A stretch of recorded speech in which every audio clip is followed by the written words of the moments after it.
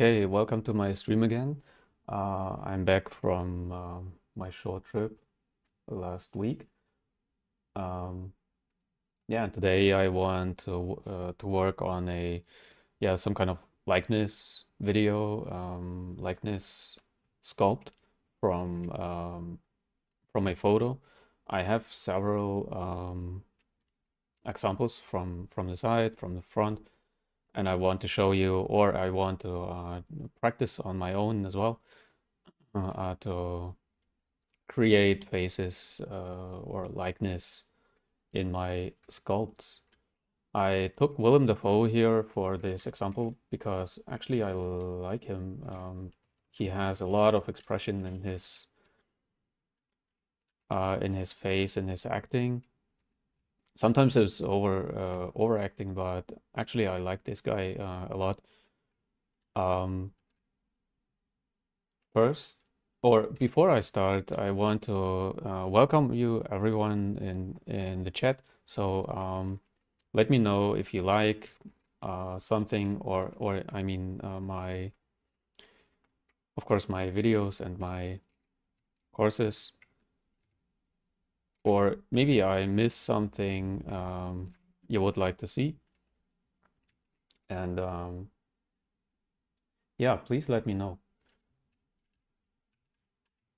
And yeah, I want to thank everyone who's supporting me on Patreon. And if you are not a supporter right now, you can have a look on my Patreon. Maybe is something you like my courses and this and my coaching. Like always, I start for practicing. I start on two spheres over each other. I create some kind of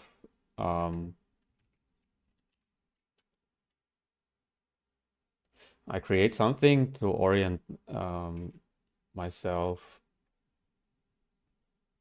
like the nose, the ears. Lady Kimmy, thank you. Um, yeah, like I said, you can ask if you want to know something. I have a new light setup on my little studio here, and I'm still experimenting with the light.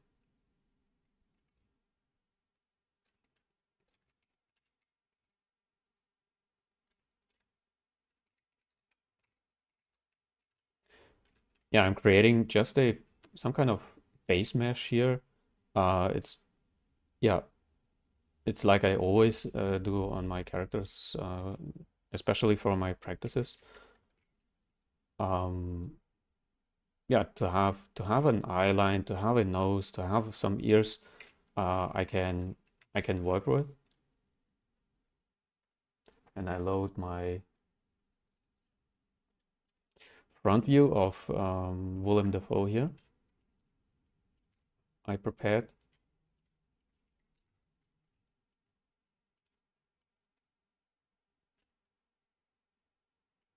And I try to match the eye line first.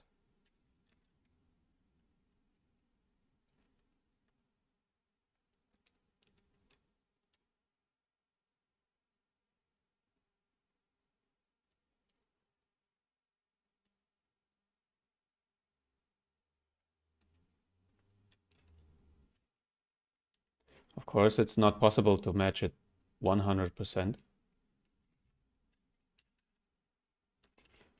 But this is something I really enjoy to work on likeness of characters or likeness of the faces.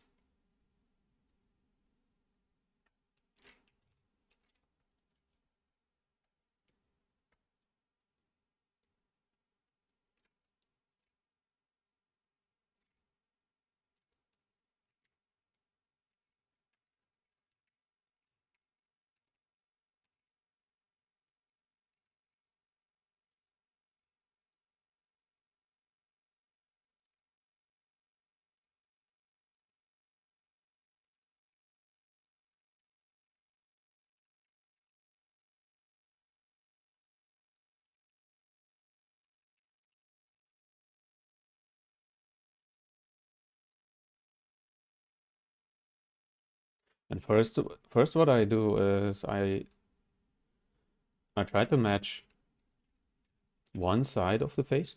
Of course, it's slightly tilted.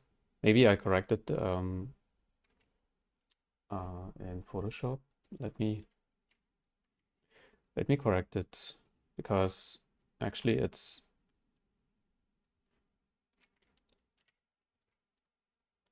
better when the face is yeah, in some kind of neutral position.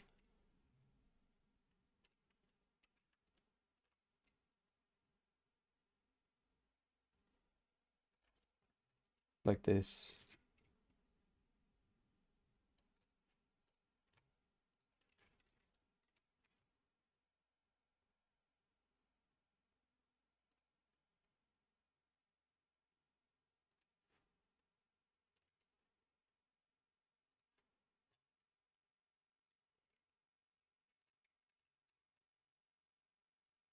So please watch your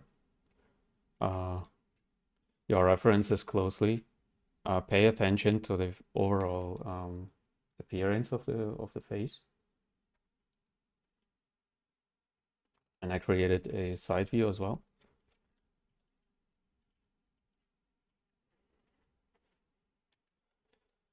Sheen Edward is in the chat. Hi everyone.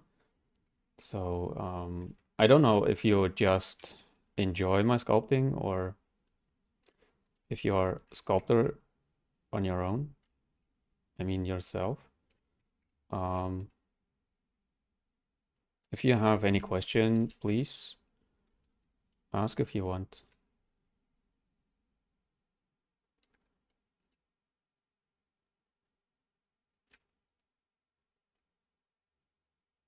And right now I'm just placing the head reference to the reference. I match the reference as good as I can. I think this is good enough for now. I know maybe the eyes will not match perfectly, but I will see later. I think like this should be good. And Stacy is on the chat as well.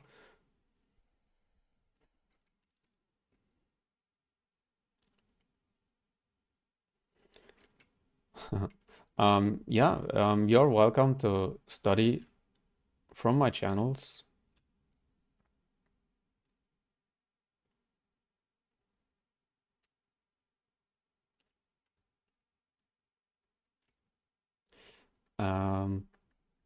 Actually, I was curious about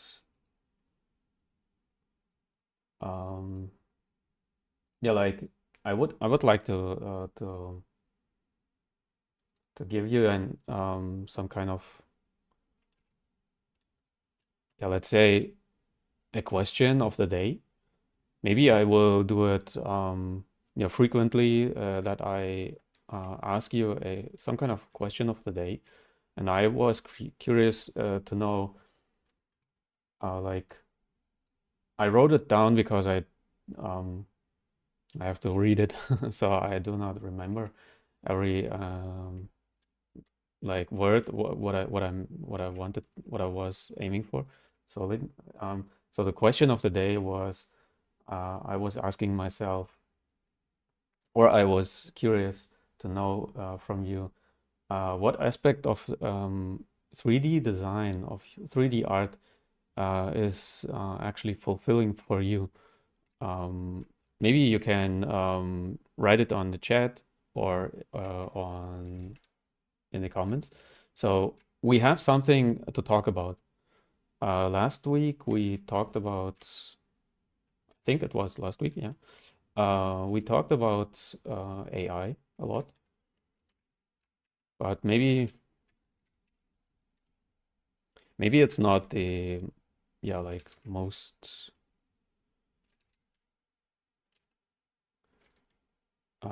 popular topic to talk about, because actually many many artists are afraid of AI right now. So yeah, I would like to know from you, what is the thing that you feel like this is fulfilling for me as an artist?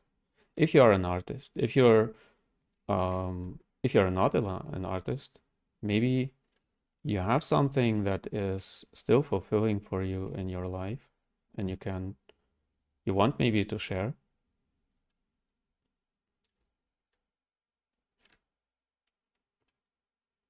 So we have something that we can talk about actually.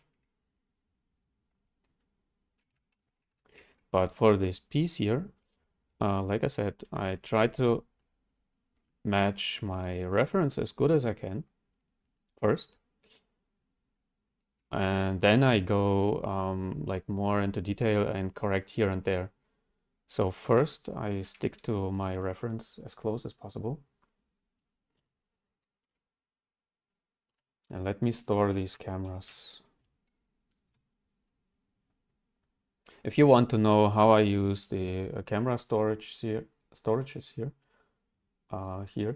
I think some videos ago, like latest videos, I show my setup here. It's actually no magic behind it. I have to store my camera and my video, my image. And now I go to my front view.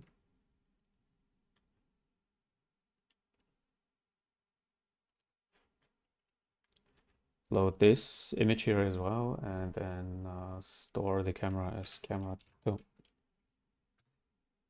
And store this image as well. Sometimes it doesn't work. You have to reload and store again. Like I said, like I said already, this method is not perfect. Okay, and right now I'm just matching the like proportions of the face.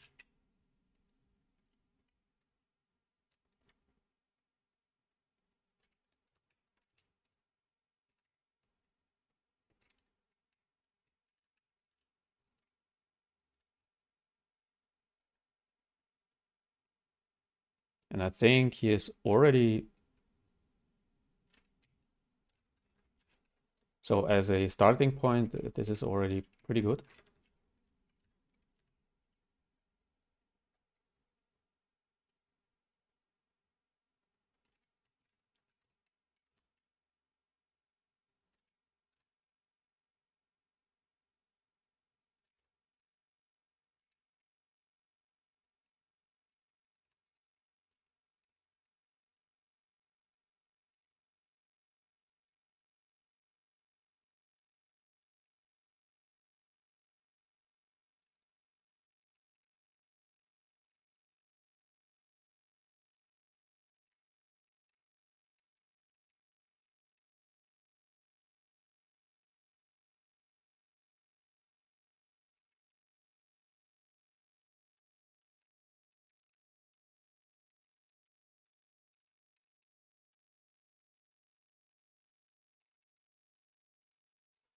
I hire the subdivisions on these, on everything but the face. So to do that, I mask everything, but not the ears and nose, for example. And then I press Control D, and yeah, with this method you can hire the subdivision levels just on the non-masked parts. King Wolfman is again on the stream, on the chat. So welcome.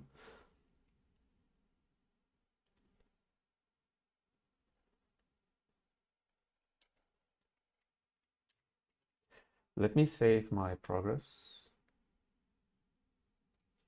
So yeah, and let me know if you like my new light setup. I think the earlier one was too dark, and was the video quality was not good enough. Let me save my progress, and then I will answer some questions. So always save your progress.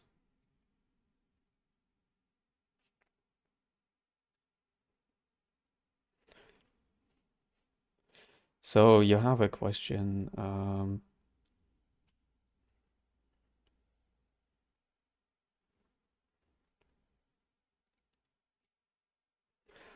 The question is if it's important to sculpt the character. I think you mean the character as close as possible to the reference, and I think yes, it's very important to stick to the reference because a studio is spending a lot of money for concept art.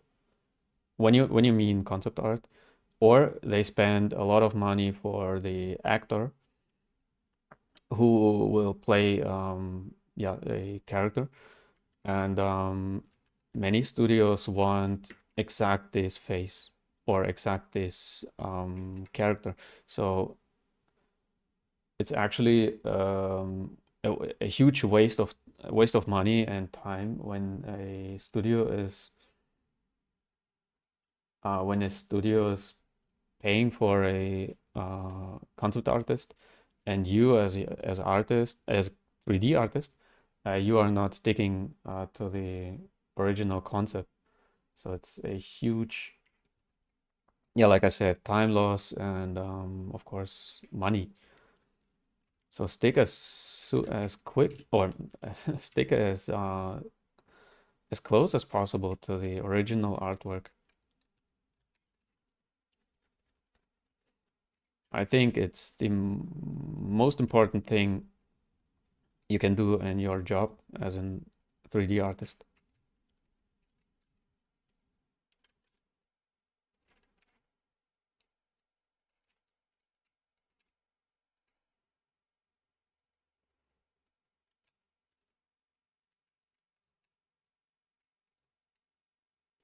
So do not interpret too much when you get a concept art,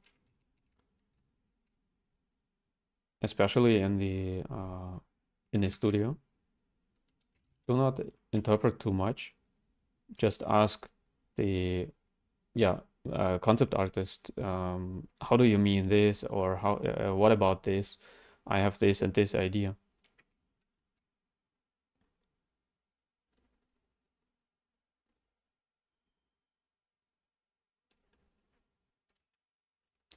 Um, the question is it difficult to? I mean, the question from Lady Kimi is it difficult to sculpt without reference? And it depends, of course, what you want to do. If you are creating the reference or the concept art yourself, I mean, by working by sculpting, then you can, of course, work without reference, but actually make your life easier and use as much references as you can. Because why should you actually sculpt or work without references? Actually, it doesn't make any sense.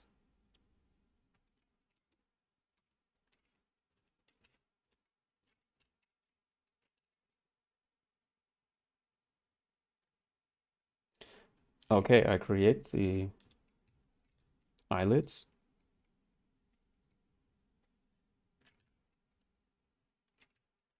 I know many beginners are like are seeing other artists practice, and these artists are not doing tracing, so they have their concept like um, at the side, and they are just sculpting what they see, um, and it's absolutely okay to do it, but in a real studio, when I would create a game and my artists are just like, when they do not use references I give them, or a concept artist is giving them, I would say, please use the references you get, and not just interpret what you see.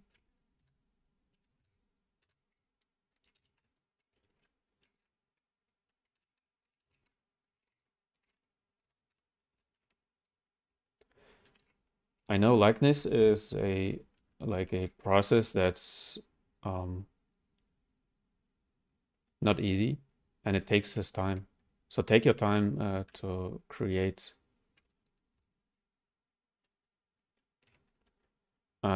this face. Do not expect quick results here. And I actually do not know how far I come with this face, especially when you want a realistic character, realistic face.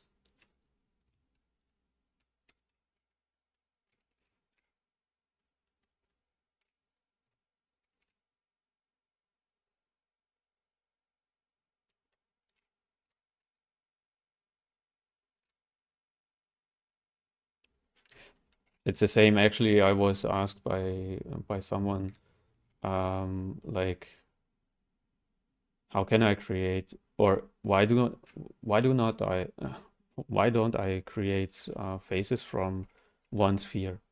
And I told, like, okay, I can create a face from one sphere, but when two spheres or three or four are giving me a advantage, because I can work on them, on parts of the face or the head, like independently. Why shouldn't I use this advantage? And someone was telling, like, oh, isn't it like cheating, tracing just the face through? Actually, it's, yeah, like BS, when it's okay to say it like this, because, yeah, of course, cheat as much as you want, because this gives you the, yeah, like opportunity to work on, like, there is actually no cheating. I don't know how to say it, but there is no cheating, because you're just creating a face, and there is actually no thing like cheating here, because it's, in the end, it's a job, and your studio wants to earn money, and you want to earn money as well. So yes, cheat, please cheat.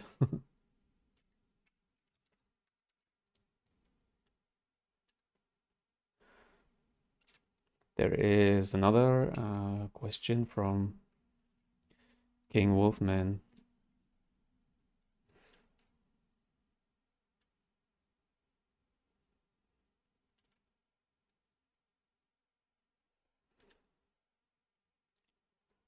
The question is, if you are a character artist, do you need to work on environments and simulations?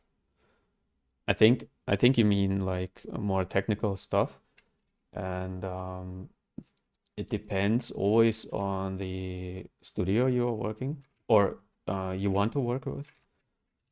Bigger studios, I would say it's not important to do like it's I think to my opinion, I think environment art is important for at least the basics is important for a character artist, because you are even as a character artist you are telling stories, okay? And when you create a like a character without and you want to place it with some context on your portfolio, like I did this huge orc, and when I create some kind of environment for him, like with rocks, with like skeletons, maybe he ate someone, okay, as he I don't know, like yeah, like the you know what I mean, when the orc is in his like habit or habitat, when I show it with my on my character, like this is the place where he lives and this is the place where he comes from, then I have a bigger context for this character, and when I show it, then I show to my studio that I'm not just creating characters, I'm creating stories. I'm telling stories through my characters, and this is very, very important. I think this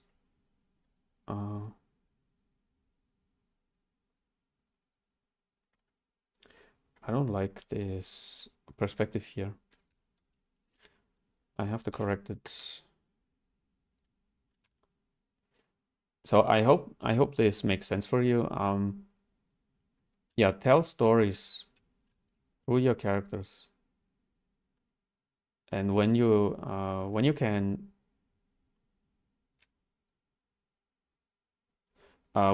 place your character into an environment, then it tells even a lot more stories about your character. So I hope this makes sense for you how I said it. So yes, it's important to know environment art to a certain point. You do not have to optimize your scene or whatever.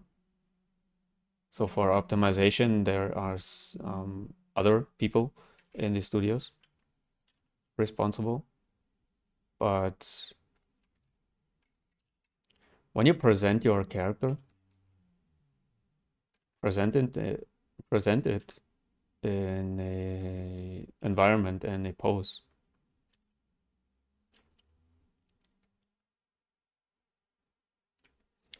I have some difficulties to find the correct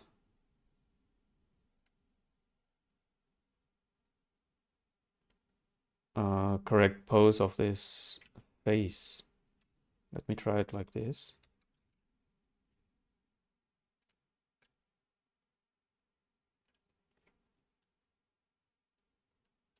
And simulation, I think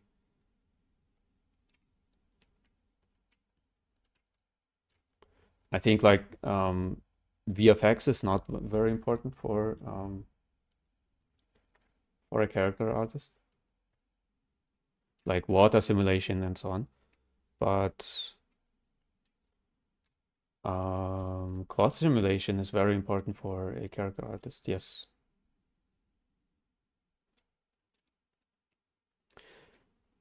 Sheriff is in the stream again.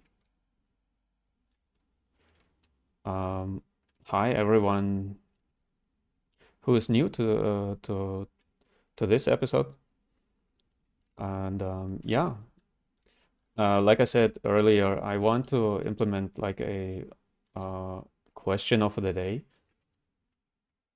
and I wanted to know, maybe we can talk about this. Of course, you can ask more technical stuff when you want, or basic stuff like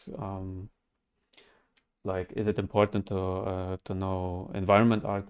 But my question actually was more like more general, and yeah, the question was yeah, what aspect of 3D art is fulfilling for you? So when you are an artist, even if you are a 2D artist, maybe you can tell on the stream or on the chat or on comment section, in the comment section, what is fulfilling you in for you in your art.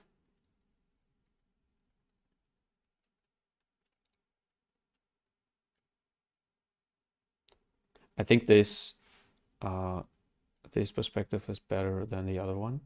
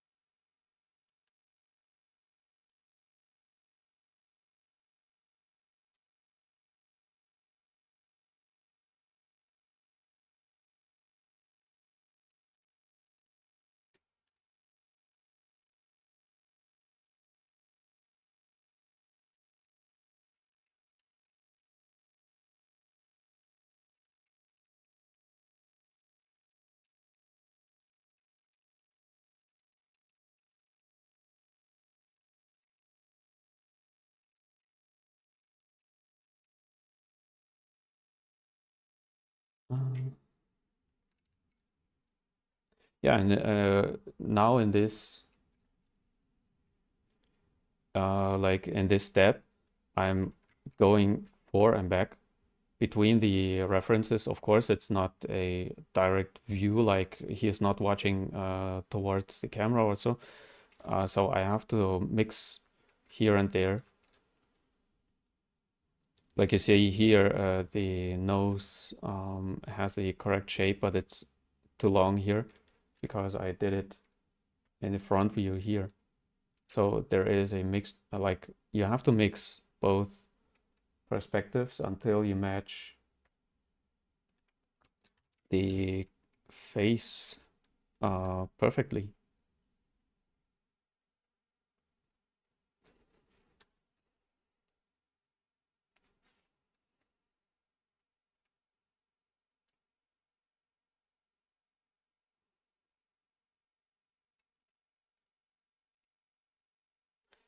Um, Sheriff is asking what you can do to make his bust he is doing more appealing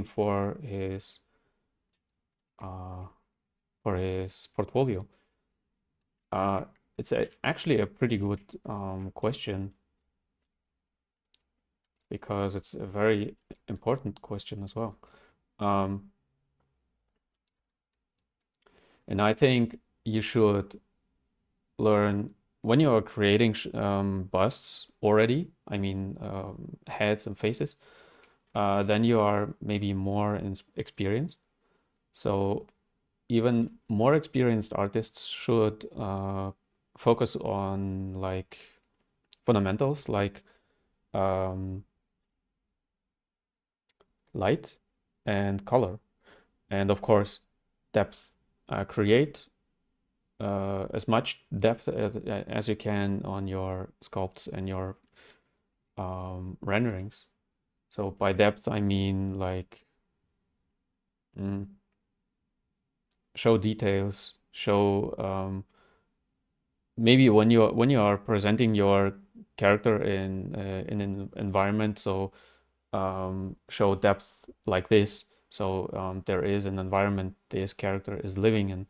So it's based or grounded in a real world. Just as an example, so focus on light and color. I think this helped me a lot to present my my work when I was studying more and more studying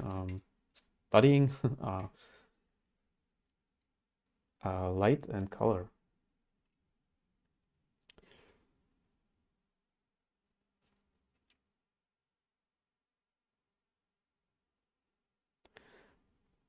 XX Assad, you have already 10 years experience in the mobile game industry. Pretty cool. And UI industry, or you creating UI.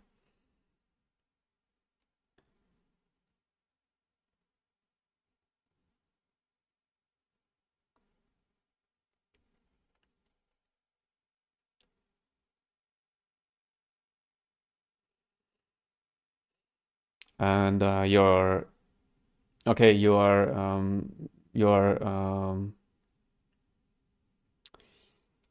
payment is a little bit too low, like I understood it, and you want to shift towards character art.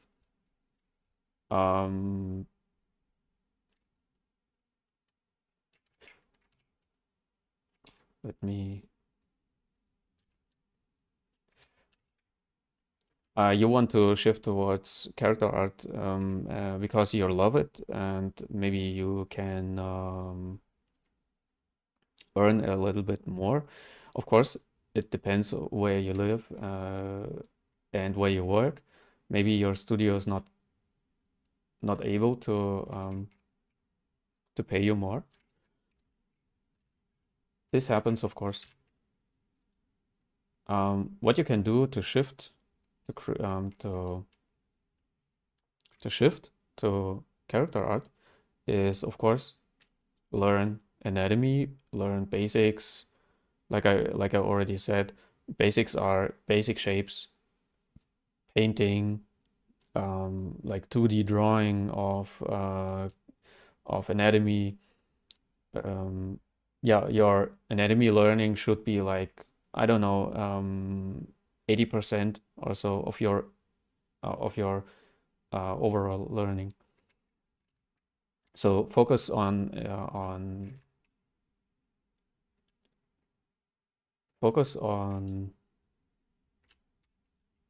the nose is too small. Focus on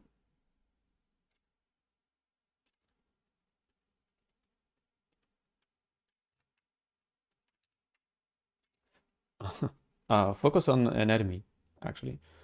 Yeah, I think this is the most important thing as a character artist.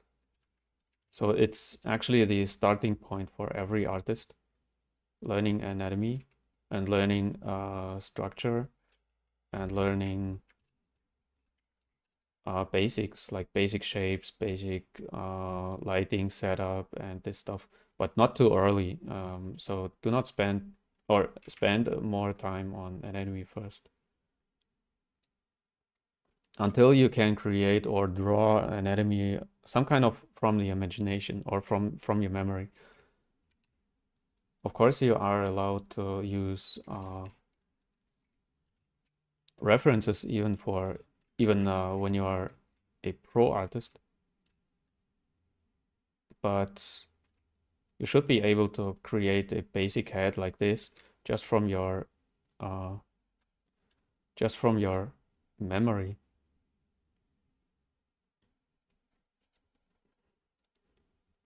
But do not jump into technical stuff too early, like render settings and this stuff.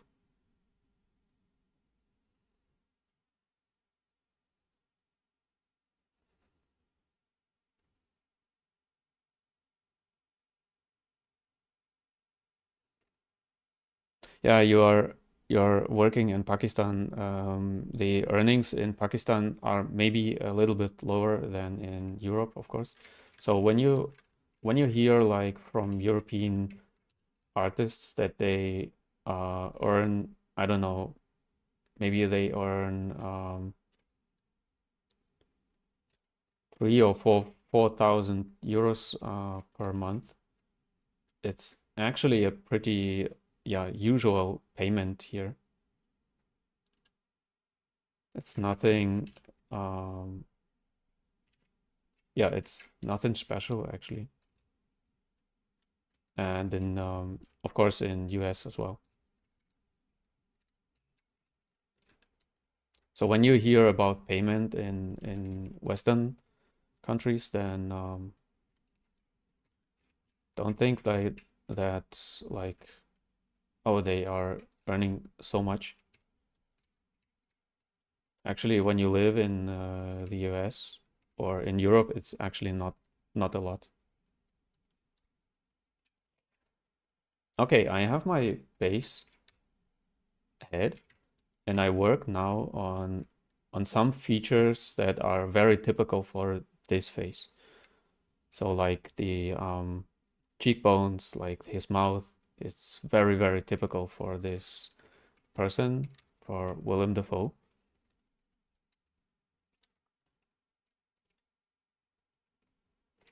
Of course, it's not like my base mesh is not has not a big likeness with Willem Dafoe, but this is the next step to work out the correct proportions for this character or for this face.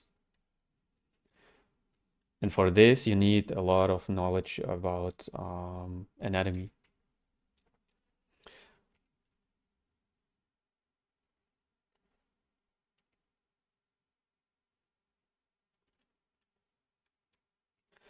Um, CG Warmup is asking if you are doing hard surface modeling or hard surface modeling, and if it's necessary to do sculpting characters. And when you are like when you are doing hard surface modeling for characters, then maybe yes. It's not very important to learn sculpting characters, but you have to know about anatomy, because when you are modeling like Iron Man, you have to know where the joints of the character is, so he can move in his heavy suit. When you're creating just spaceships and vehicles or weapons, then it's not very important to do character art or character sculpting. And placing some landmarks like this very pronounced line here on his face. So with these landmarks, I can work further. Like I go here and I can trace these lines more through and bring them into correct place like this. And of course, you can trace the mouth through.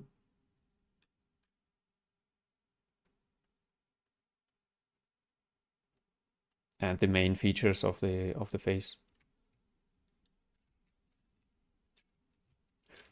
Like this huge, like very deep cut here, or deep. He has very pronounced cheekbones, I think, and this creates this very pronounced like cut between cheekbone and jaw area.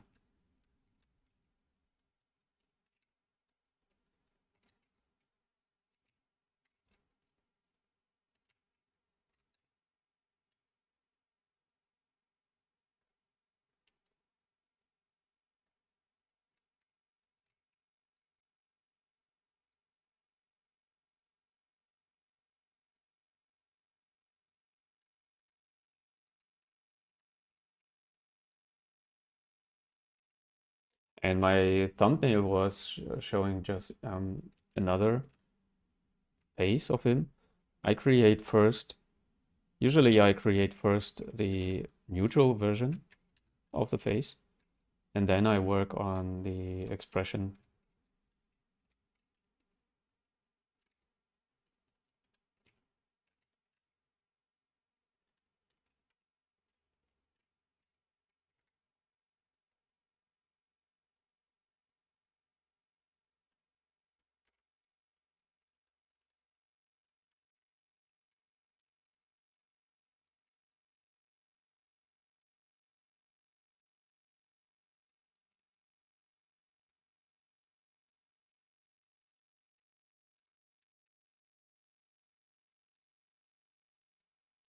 Watch your character from below as well, because the mouth is creating like, I don't know, like a trapezius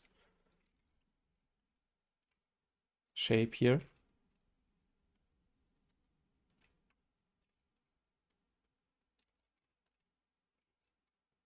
But not too much.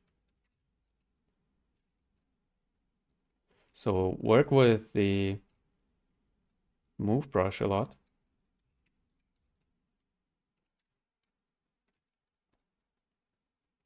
And because his mouth is very important for this character,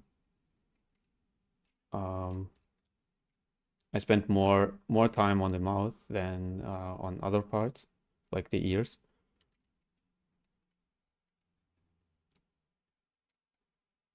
To match this this person.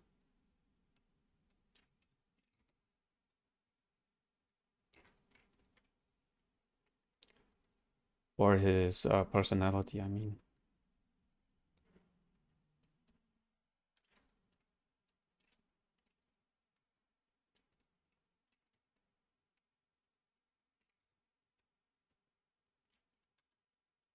Of course, it's not easy to match every aspect on the character right away, especially on a live stream. It's not easy actually. So I'm sorry when I do not match the face right away. And it takes, of course, time and you have to focus on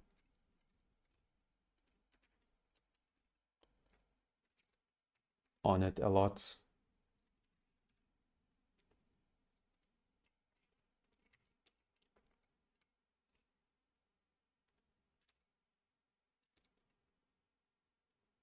And it's a lot of forward and back between the shots, between the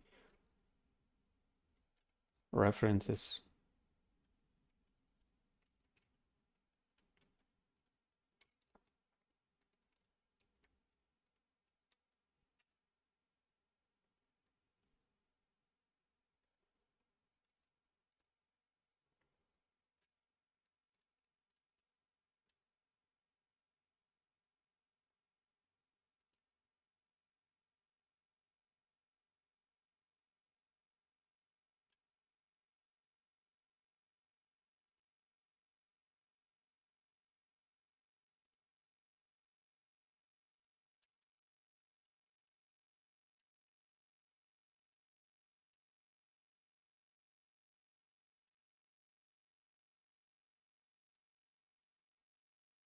Okay, so you are working remotely on a game studio.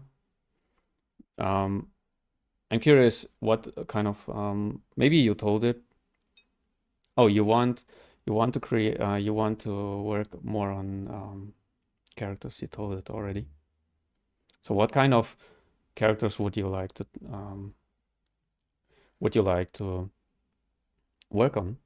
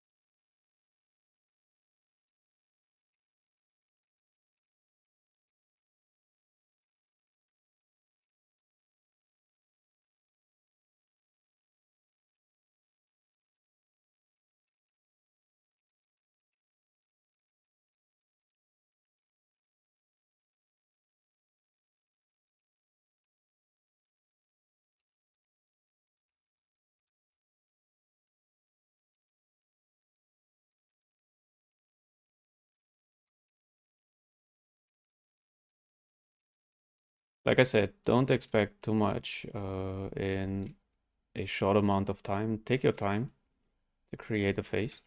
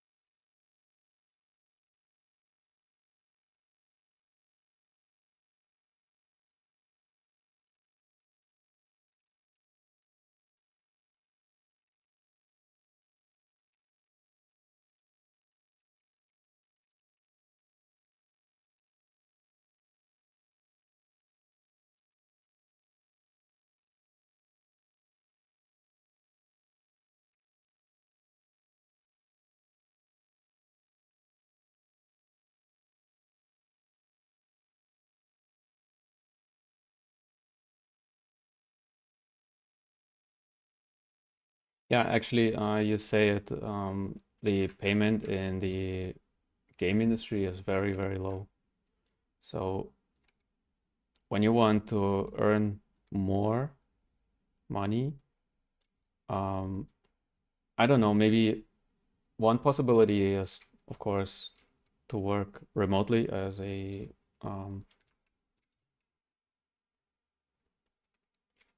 freelance artist.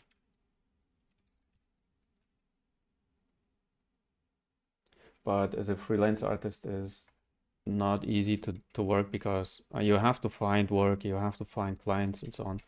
It's not easy actually.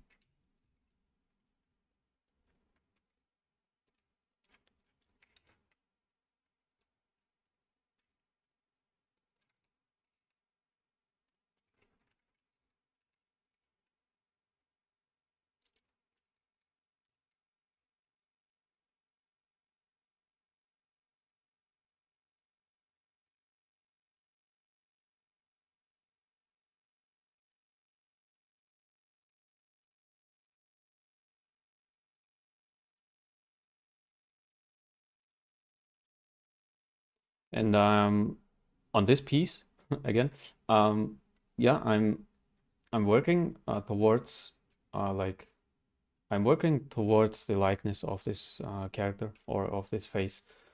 Um, and it's always like I'm working on basic like shapes.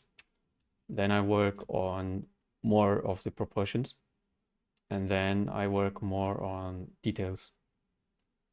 So I always divide my character work into, I think, like 3 or 4 steps, at least three steps. So this is like step 3. It can be the longest one because in step 4 I would create like work on pores and whatever. Maybe pores are step 5 or 6, but yeah, this is actually the work I'm doing, or the order I do my work.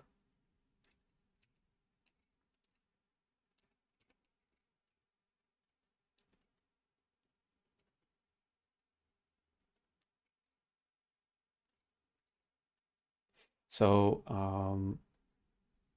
when you have when you want to learn sculpting and actually character art in general, I do not have just sculptors in my courses.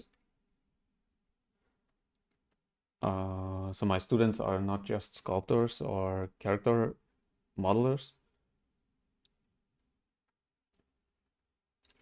One student of mine is, for example, creating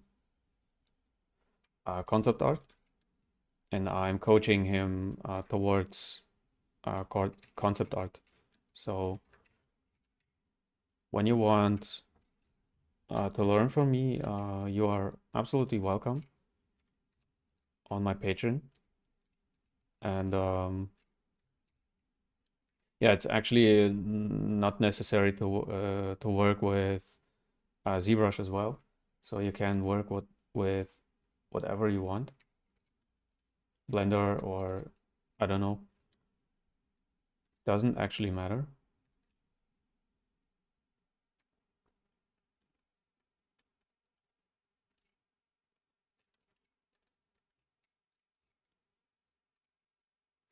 And yeah, I hope you can learn from me your character skills.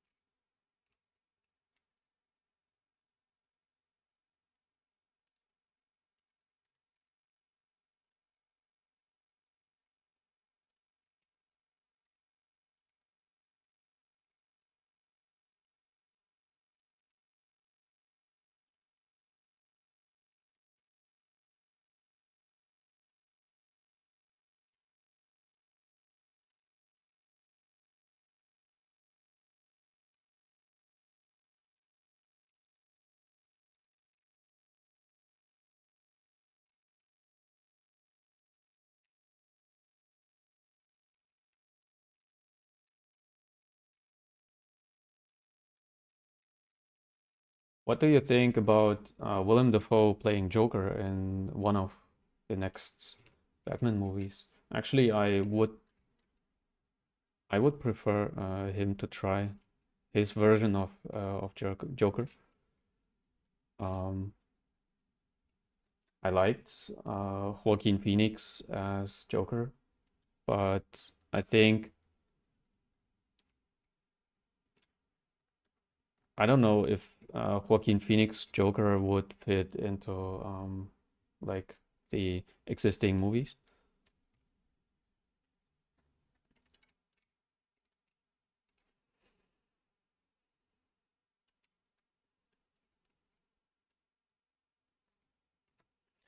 Um, the question is, let me read. King Wolfman is asking, is it worth it to work remotely?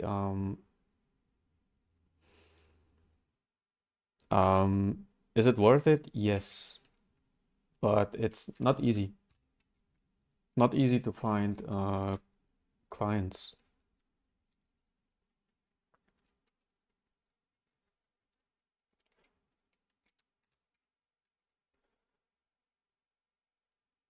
But it's worth it because clients from the West, so you can, when you live in like Pakistan or India or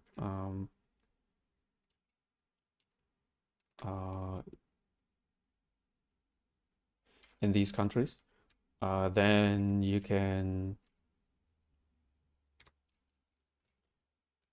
can work with Western studios and earn more than you earn in your country maybe.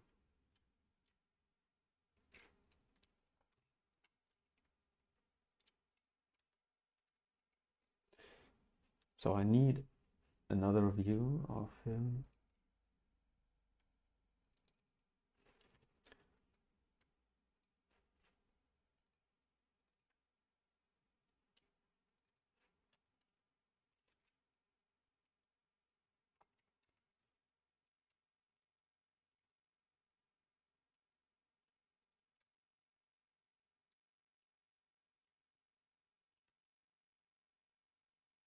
But it's of course not easy to work with other cultures and so on.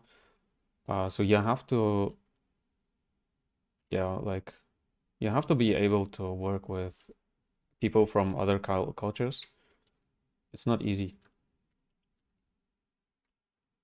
It's not because they have like they are not nice or something, but like feedback culture in other cultures and other countries is maybe different than yours. I mean, I know that in the Western, and I hope I do not say something stupid, but I know that in Western countries, feedback is more like you did something wrong, do it right, okay? But feedback in Eastern countries is a little bit different. So you cannot tell a person that he is wrong on something. And this is something you have to deal with.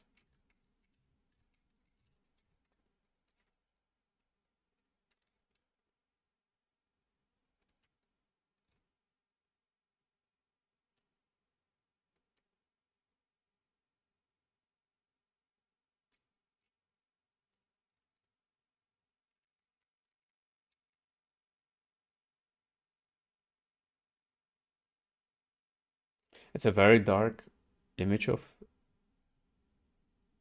his face. It's not easy to trace through. I hit the wrong button.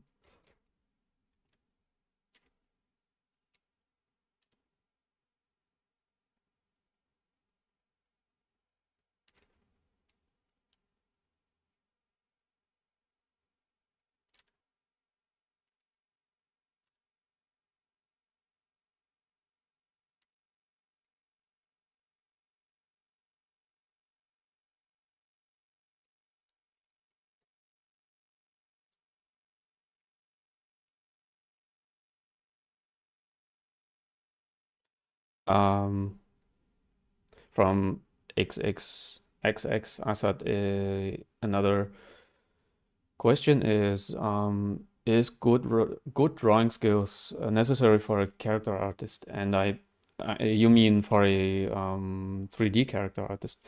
Actually, it's not very necessary to have good drawing skills, but I think uh, it's helpful to have good drawing skills as a 3D character artist, because you can practice a little bit like quicker. You can practice anatomy quicker by 2D drawing than by 3D sculpting. That's why I think I already recommend my students to develop some 2D skills as well.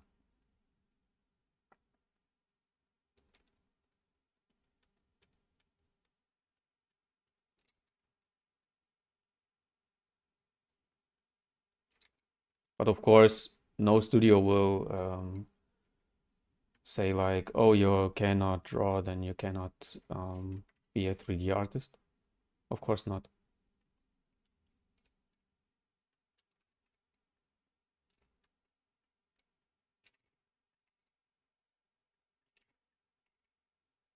But it's helpful for studying.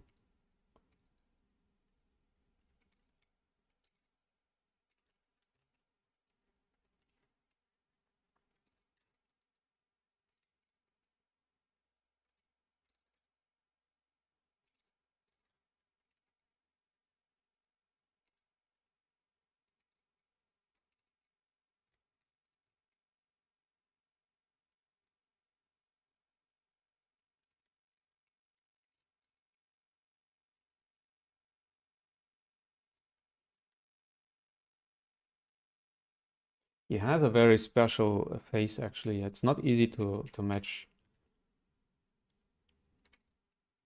but because from some angles he has a very like hook-like nose, and from some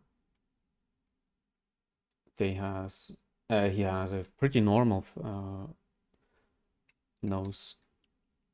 But actually, spend time on characters that are challenging for you.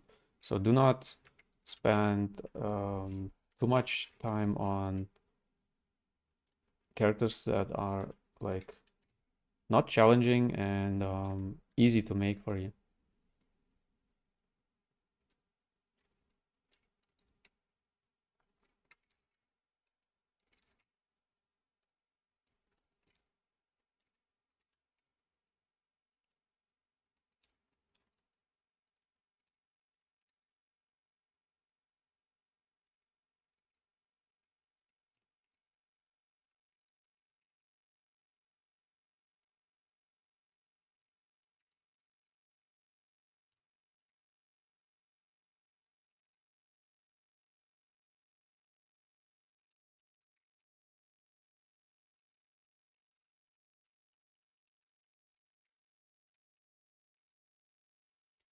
I measure the space between the eyes for um, yeah, for the eyes eye width. So the eyes are a little bit too narrow.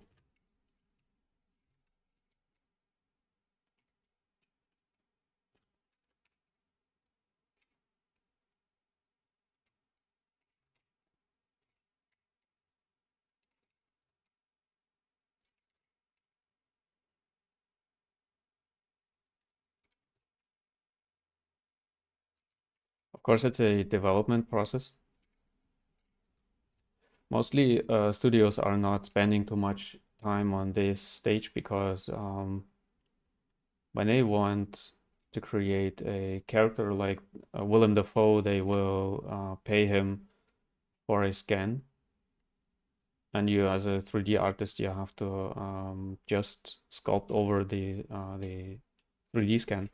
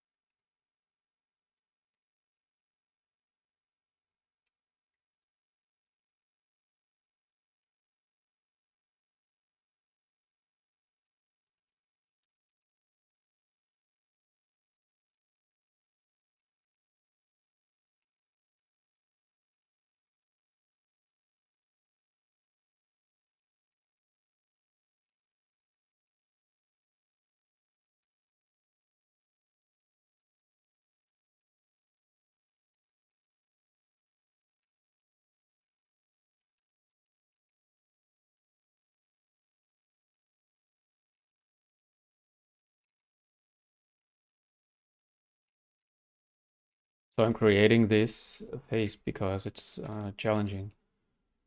It's not because I'm perfect in I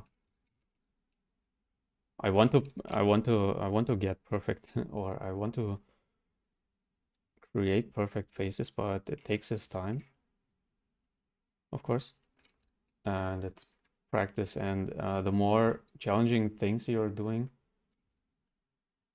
the more you leave your like comfort zone.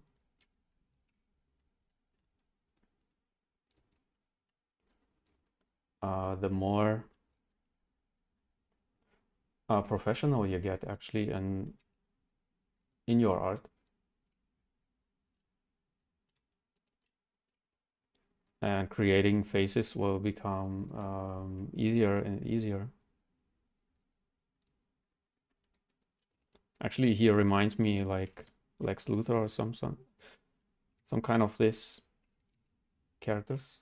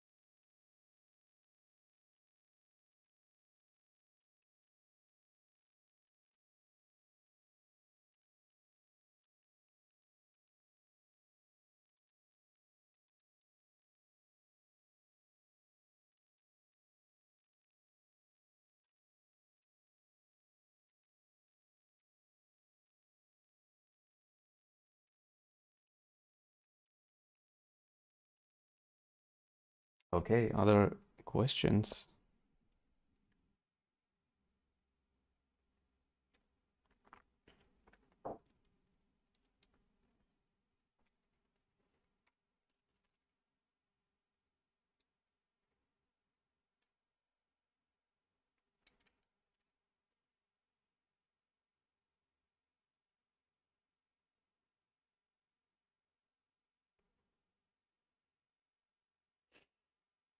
Sheriff is asking what are studios require from a beginner artist? Actually, unfortunately, there are no positions for beginner artists, junior artists. Studios are not taking the risk to employ any beginner artists. And I read it on LinkedIn that someone was telling like, oh, if you're a beginner artist, do not like do not think that studios do not want you, but like it was a strange. I cannot like repeat it word by word, but what they meant like, yeah, do more private projects and develop your skill towards a yeah, like senior artist on your own. Invest the time on your own. So we as a studio, we will not employ junior artists, and we will not develop you as an artist. You have to do it on your own. And this is something very frustrating for especially junior artists or artists on a junior level.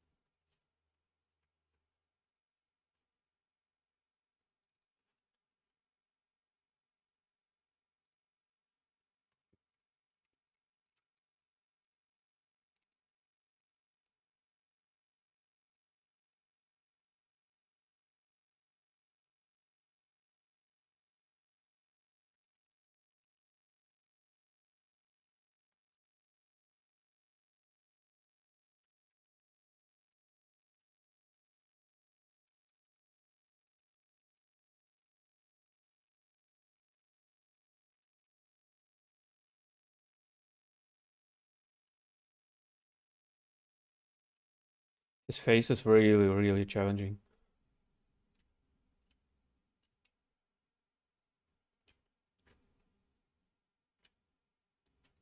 because um,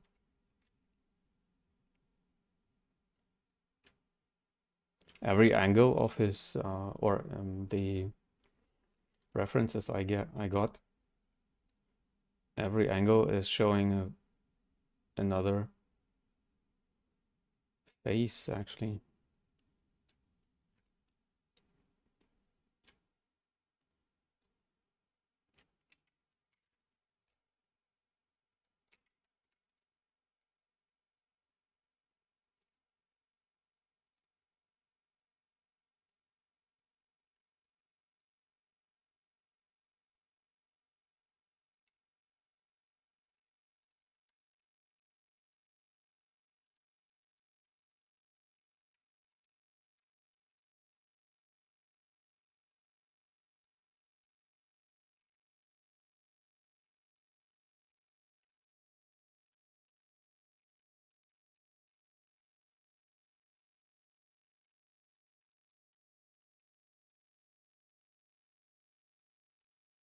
Mhm.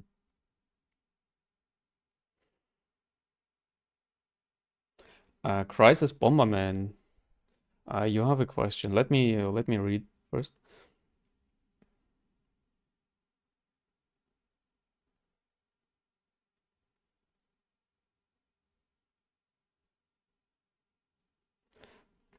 Yeah, the reference in the background. I told it already on earlier that you can. Let me see what video it was. I don't know exactly. You have to watch through my videos to see it. I think it was the sci-fi soldier or the Viking axe or so. I showed how to create this background here because I get this question a lot and I will not repeat it over and over how I do it. Uh, yeah, please watch my other videos.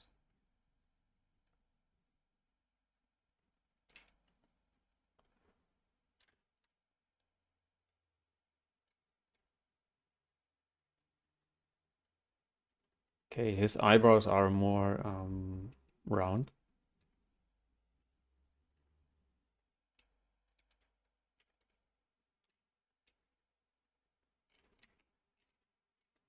And sometimes when you're stuck with a face like this, and you think like, okay, it's actually not the correct face. Sometimes you have to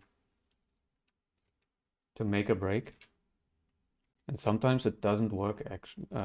So yeah, sometimes you have to take a break from this character and do something else and return to this piece again with a fresh eye.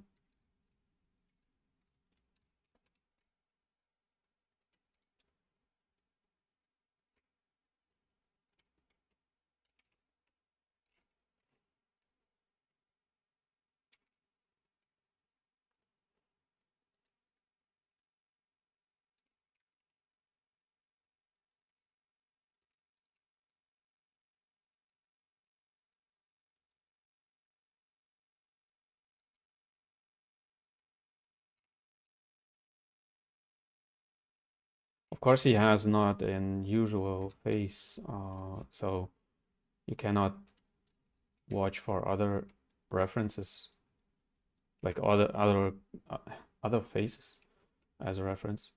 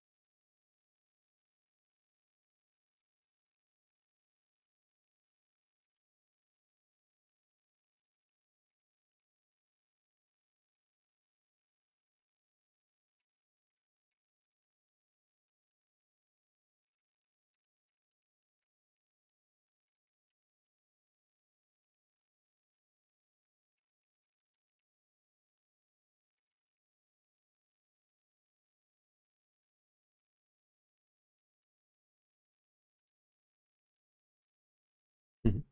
Cool fireplace. Yeah, I like the ambience of for now for the winter times.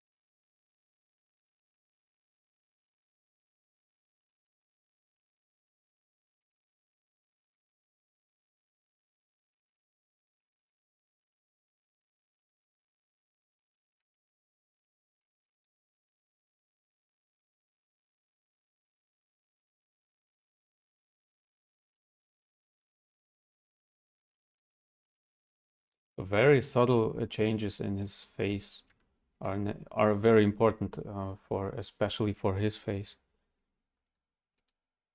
Like this little curve here on the upper lip.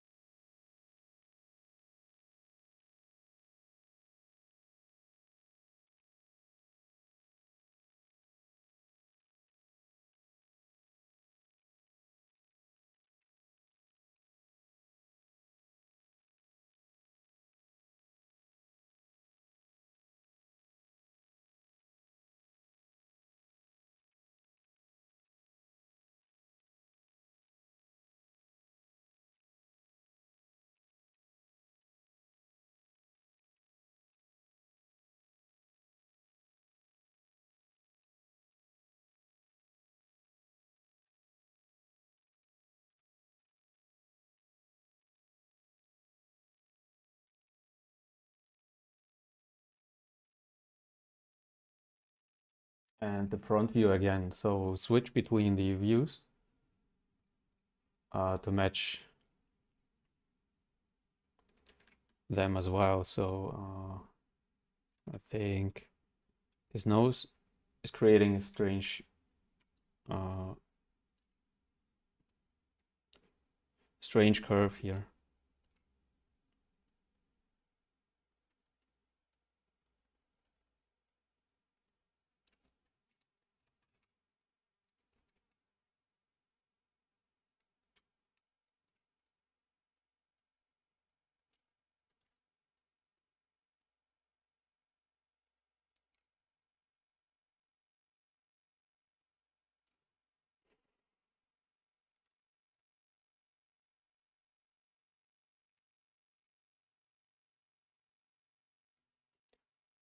Sheriff is asking what skills are studios are requiring for hiring you as a character artist. Actually, it depends, of course, on the studio itself. So, what games are they working on? Let me check something. Yeah, what they actually work on. It's very important to know that when you apply to a studio as a character artist, you have to know what they are working on, and actually they require the skill set they need. So when you, I know it's a wishy-washy answer. I try to do it as specific as I can, or to answer as specific as I can. Um, when you when you create when the studio is creating more stylized characters or stylized games, then of course you need to be a stylized character artist. Okay, not a stylized character artist, a character artist that is doing stylized characters. Um, yeah, and actually, when you are applying to a smaller studio, then more skills are required. because they hire just one or two artists, and these artists are doing the full game. Just as an example, bigger studios are not hiring, like are more hiring specialists. So specialists for textures, for sculpting, for detailing, for hair, animation, rigging, so technical artists and this stuff. So it depends, of course, where you want to work. And when you want to work in a smaller studio, then you have to be like a more like a generalist. When you want to work in a bigger studio, then you have to be a specialist. So when you're specializing yourself in like animation, then you are an animator, and you are not a character artist. When you want to specialize more into sculpting, then you're a sculptor, and so on. So yeah, what kind of skills are they requiring from a character artist? It depends on the studio, how big it is. Um, and of course, is it double A, triple A, 1A, whatever, indie studio? Depends, of course.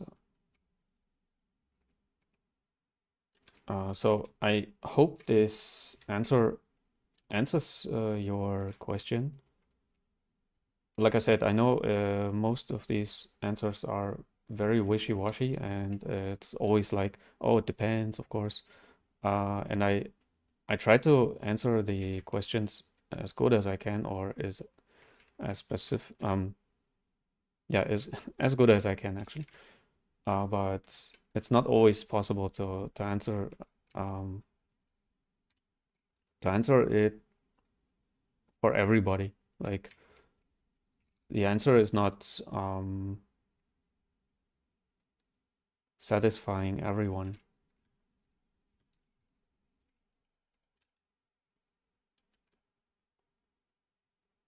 But I think when you can create characters from start to end, I mean from high-res sculpting to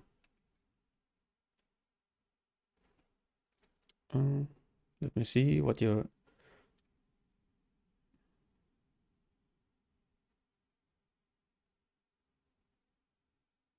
Yes, Sheriff, you are right. And that's actually the stupid thing about the game industry, especially. Maybe it's in movie industry as well, that studios are not hiring, and you told it, studios are not hiring people with no professional experience. So where do you get professional experience when they do not hire you? And it's actually this stupid thing about this industry, which I cannot give you an answer for. Yes, you are absolutely right. They do not hire you when you have no professional experience. This is what I meant. They do not hire junior artists, and they are not developing junior artists. Like you come to the studio, you get some experience, you learn something. You have to be a full developed artist already when you join the studio.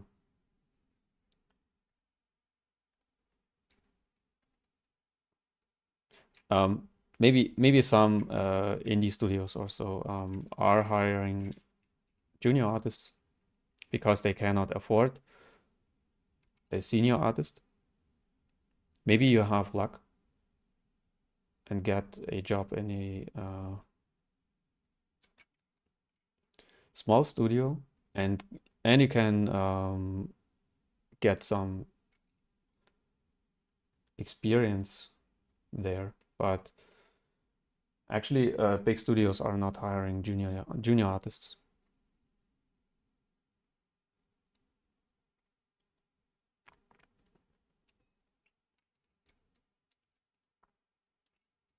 And like I said, it's the most stupid thing I actually can tell you about, that they are not developing new artists. So they expect you to spend your free time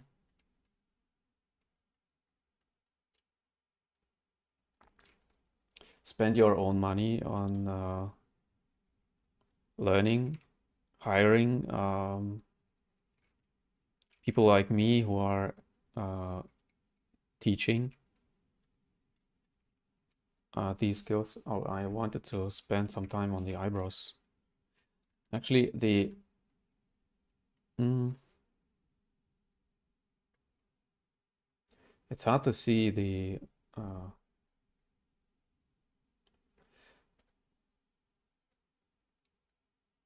the reference. Sometimes you have to change the material.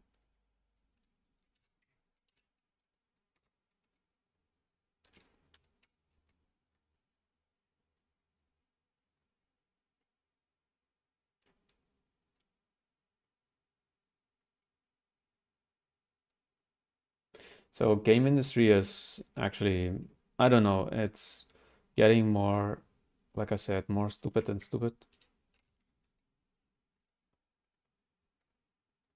And you have to be sure that you want to work in this industry.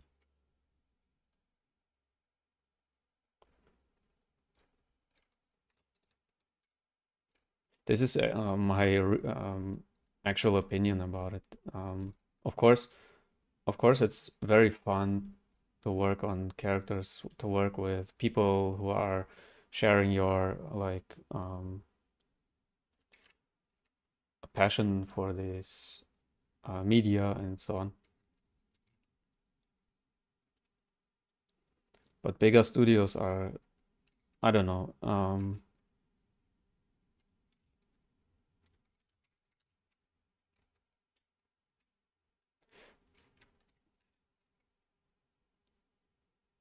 Okay, what about my Willem Dafoe so far? Please let me know if I missed something.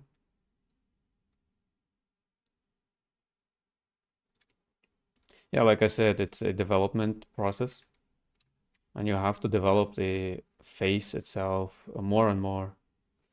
So do not expect a quick result and spend a lot of time on studying.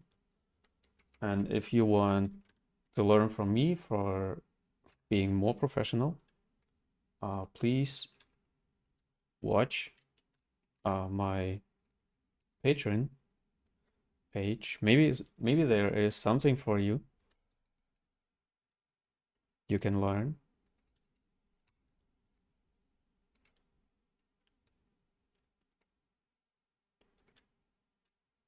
I offer on my Patreon page courses and not just courses, but live training as well. So please have a look if you want to have a live training. I think there are places free to join, so you can have a chat with me on a regular basis. So you find the information on my Patreon.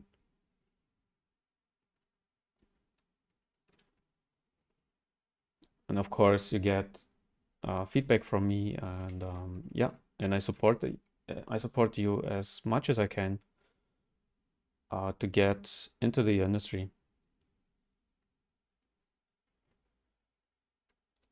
So yeah, like I said, the industry itself, it will not develop you. I mean, the studios, they will not develop you. They will not spend money on you to develop your skills. You have to be a full developed artist when you join the studios.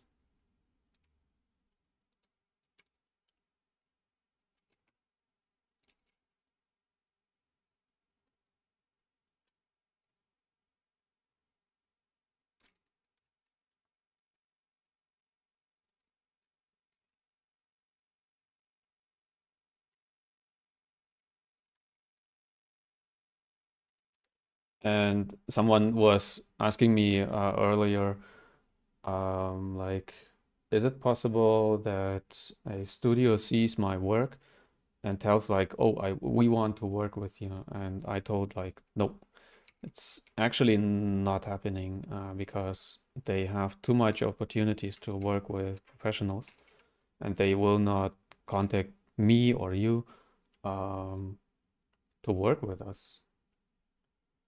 So never happened to me actually. Maybe when you are very, very good, maybe it happens to you. And I wish you a lot of luck when this happens, or that that it happens. But actually, never happened to me that a studio was like, "Oh, we like your work and we want to work with you." Never happens in the real world. So like talent scouts are scouting for talents. No, it's never happening. Never, especially in or at least in our industry. I don't know. Maybe in like when you're a baseball player or whatever, it happens.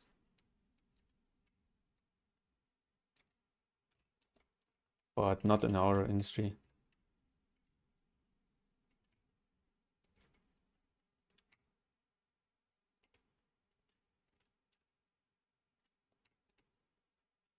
So actually, to develop your skill set, you are relying on people like me who are teaching. Even I mean, not even yeah, like on YouTube for free or paid coaches.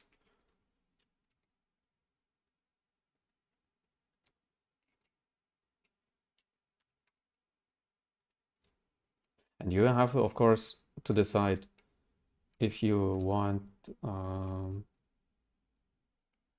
to pay someone or not.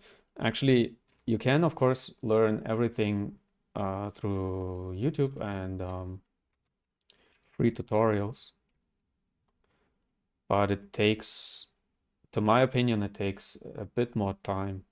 So when you do have a lot of time, then you can learn, of course, on YouTube.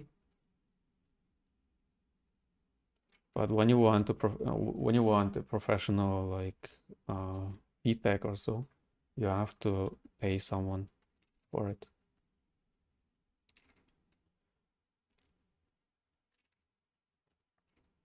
And do not rely on too much on forums because actually the forums are like when you type in, I have this problem with, I don't know, ZBrush, and how do I do this and this? And I think 10 people will like, oh, why you are using ZBrush? So I want to use ZBrush. My question was not why should I use ZBrush? My question was, how do I do it? And yeah, you lose a lot of time on platforms like this. I hope I could bring this point across that you're losing a lot of time on these platforms when you're learning on your own.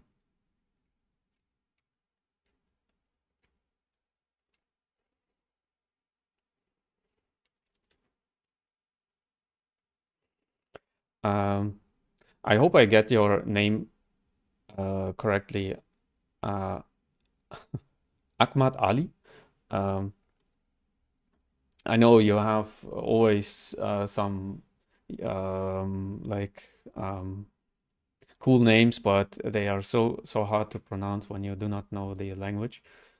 Um, and you have let me read through.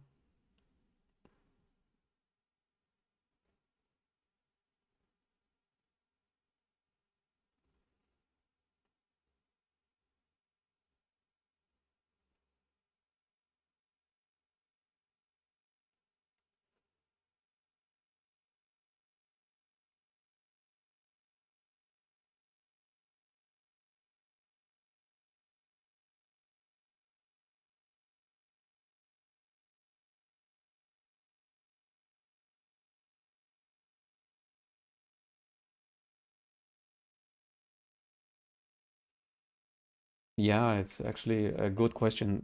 Let me.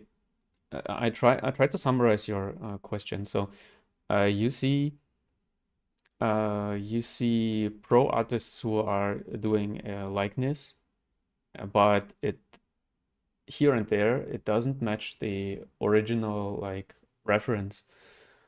And even if the sculpt is not matching the reference a lot, or in some details it's not.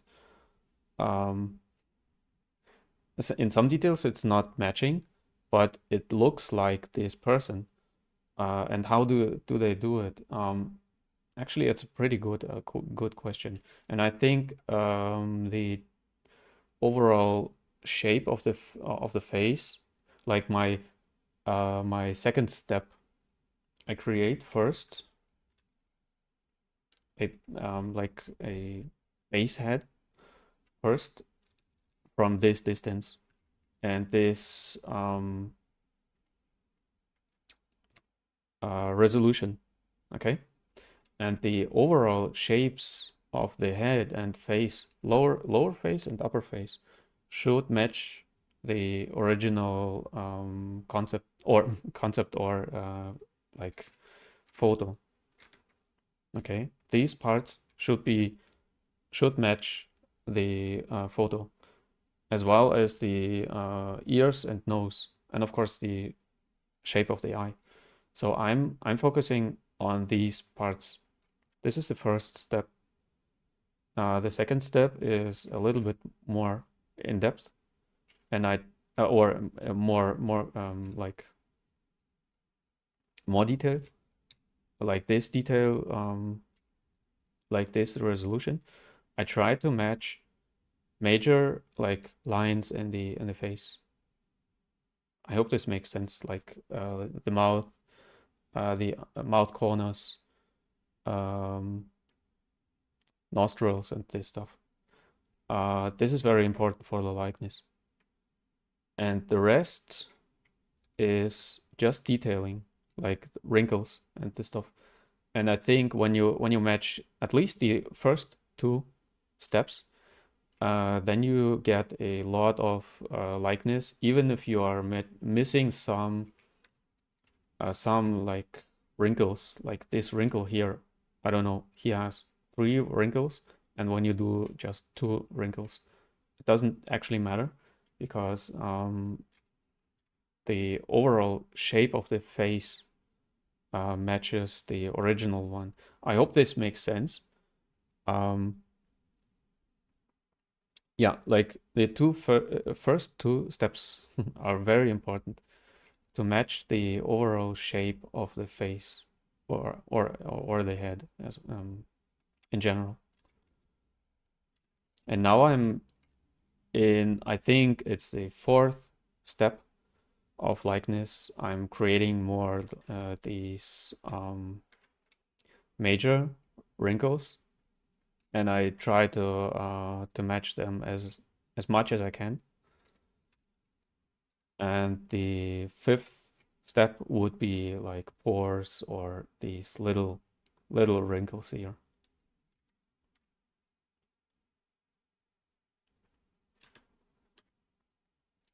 Yeah, I hope this answers your question.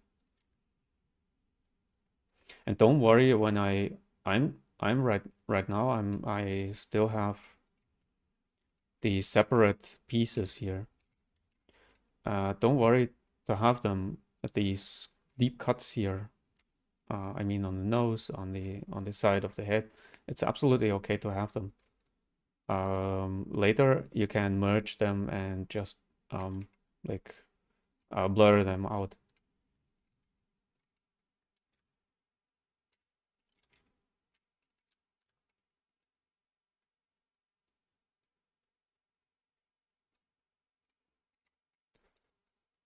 Very, very important on his face, just as an example, how he pinches his eyes. It's very, very important to see it on your reference, and to match it as good as possible on your sculpt.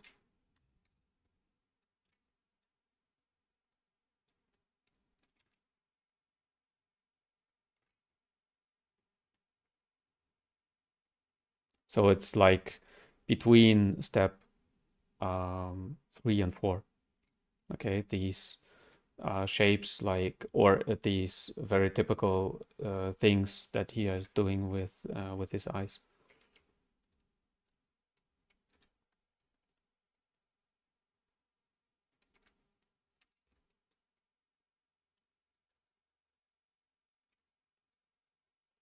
And little strokes like this help me to see the shape of yeah, like here, this cheekbone here.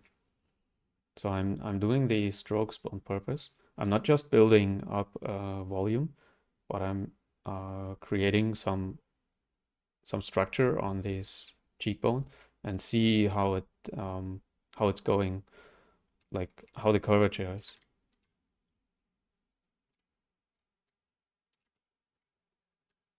I saw uh, someone was telling like, many beginner artists are sculpting like this or like this, and it's not good. So this person told that it's not good, but actually it's depends, of course, on your preferences how you work actually. So it's not bad per se. That's what I wanted to say. That I do it a lot. Like I build my volume, just for example, my volume like this with many strokes. Okay, so it's absolutely okay to do it as long as it helps you to develop the face or the form.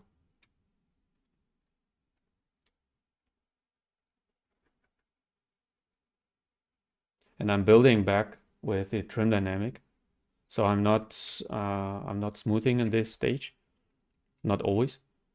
Um, I'm building back and watch for this curvature here. So when you work on when you work on an enemy, then you are working on separate like um, little details like here, there, on the chin, on the mouth, and so on. And for doing this, the shape should be in some kind of perfect or at least matching the character, the major characteristics of this face.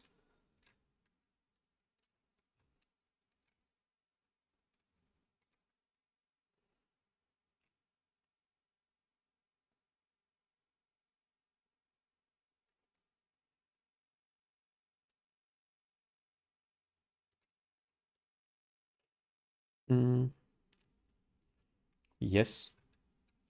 Focal length is very important actually.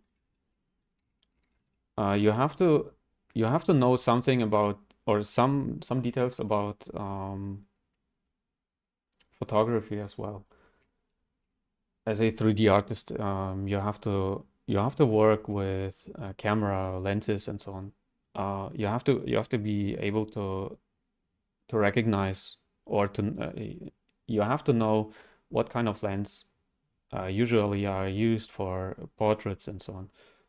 Um, I cannot get or I cannot give you I mean a course right now on this, but yes, I'm using focal length here. I have a preset here because let me show you this example here.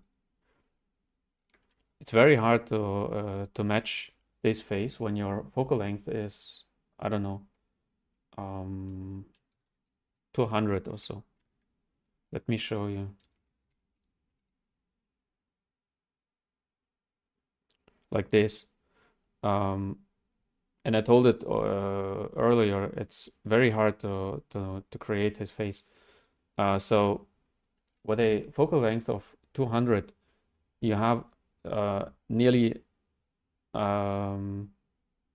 no distortions on your character. But this portrait here is created or is shot with a lower focal length. And I show you, I think about 50.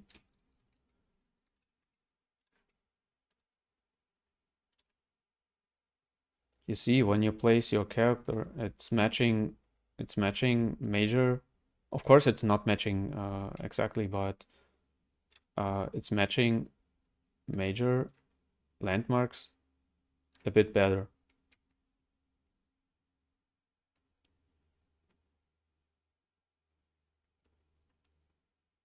Like this, just as an example, like I said. And yeah, I know it's hard to guess the focal length of a lens here, of a photo, but you have to be able to see it, or you have to know it on some kind what kind of focal length they use for portraits. Like for portraits, I especially use a higher focal length, like 130 here for this example, and I play around until I match this piece here. Of course, like I said, it's not a course. I cannot give you a full course on this, but you have to develop this eye for the focal length a little bit, or you can try out.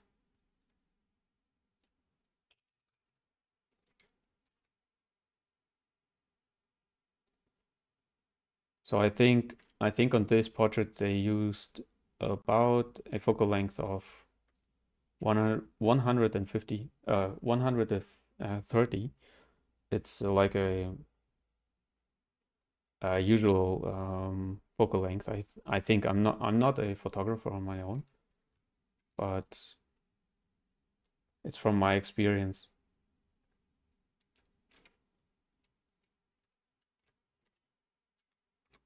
But of course, it's just a like try and error,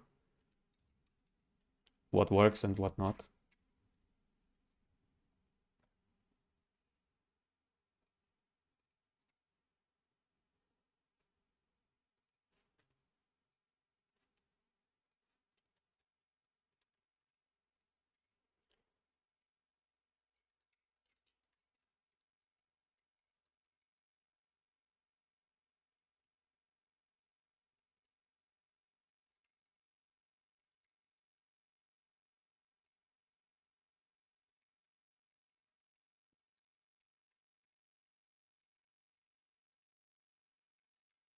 Okay, for now, I think I'm pretty happy with the face itself.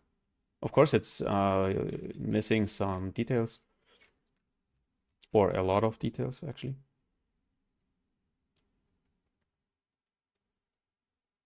But when you feel like when you watch him, and when you feel like okay, he has yeah, looking like Willem Dafoe here, then you can go further.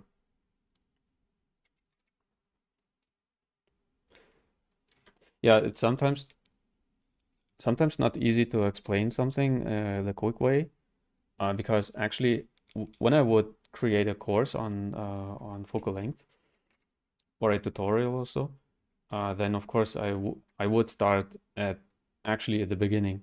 So how a lens works and why is it important to watch the lens or the focal length.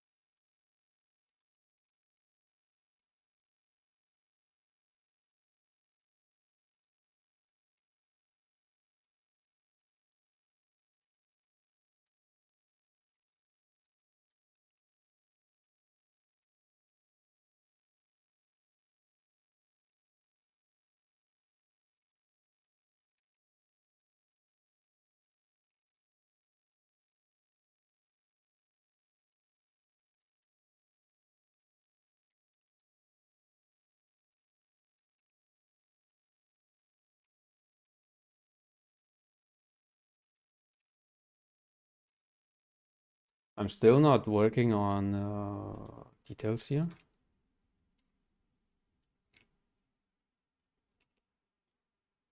So don't jump too early into detailing.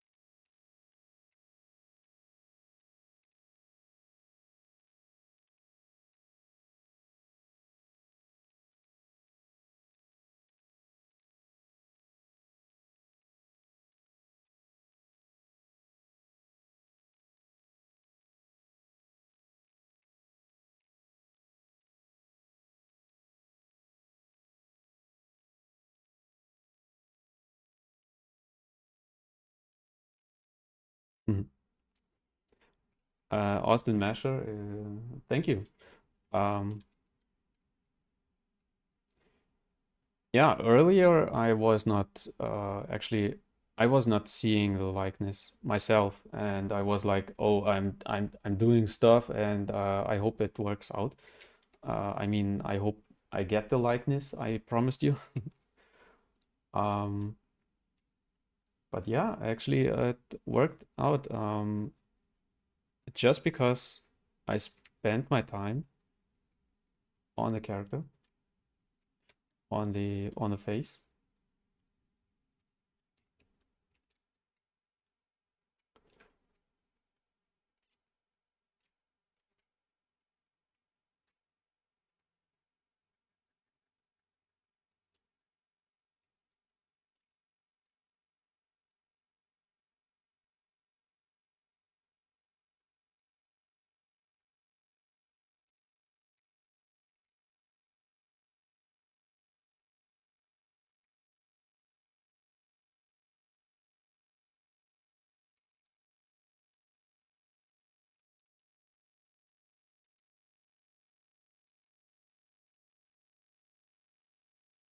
But it doesn't work always. So you have to,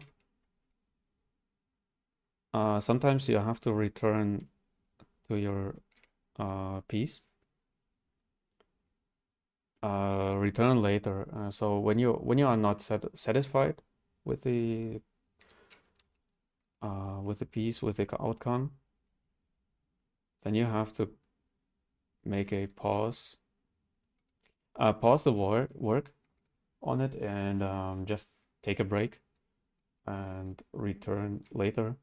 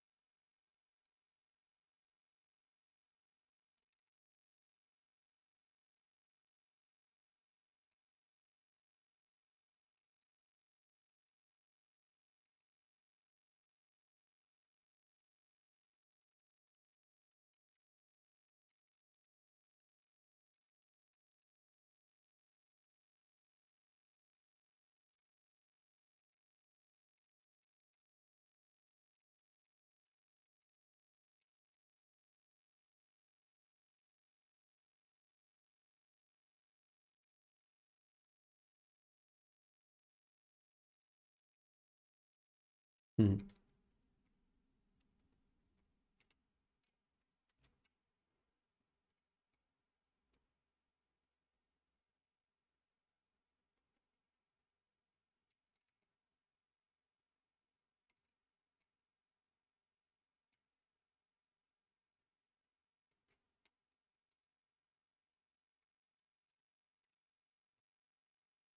Yeah, I got this feeling as well on many of my pieces, especially when I'm live streaming my work. And then I think like, oh, I hope, like I said, I hope this works out. And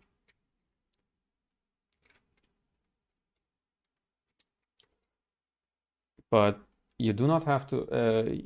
Your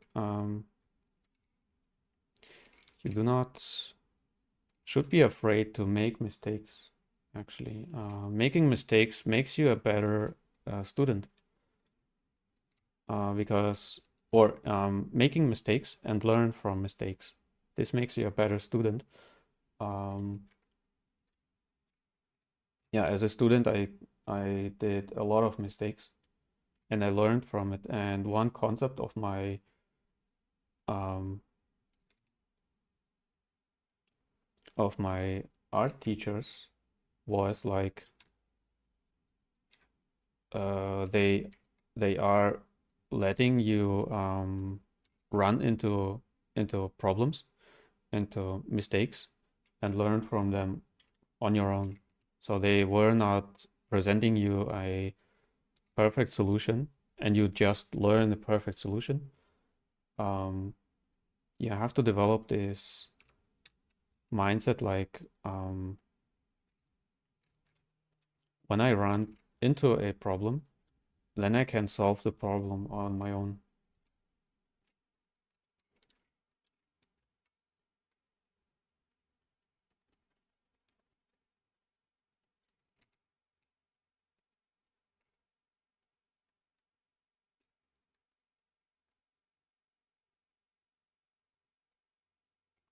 Of course, you have to break the symmetry on some point because, of course, uh, this side looks different than this side. Um, I'm working right now on this side more. Like I'm watching this side more, but on some point in this creation, I think when I would like um, do the uh, do the detailing, I would break the symmetry.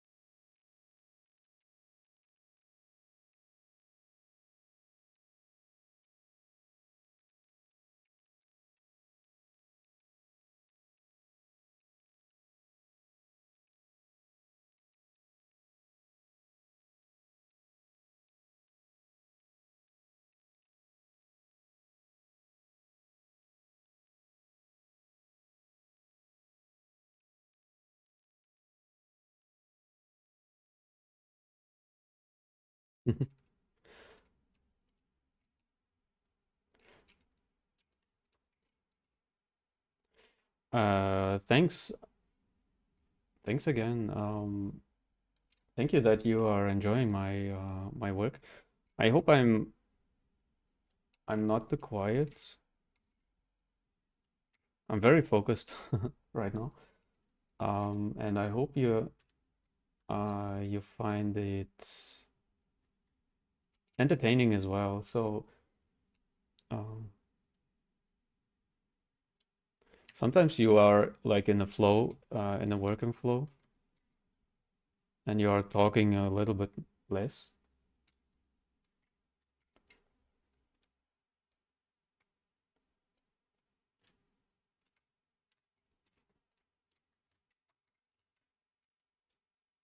Let's spend some time on his ear.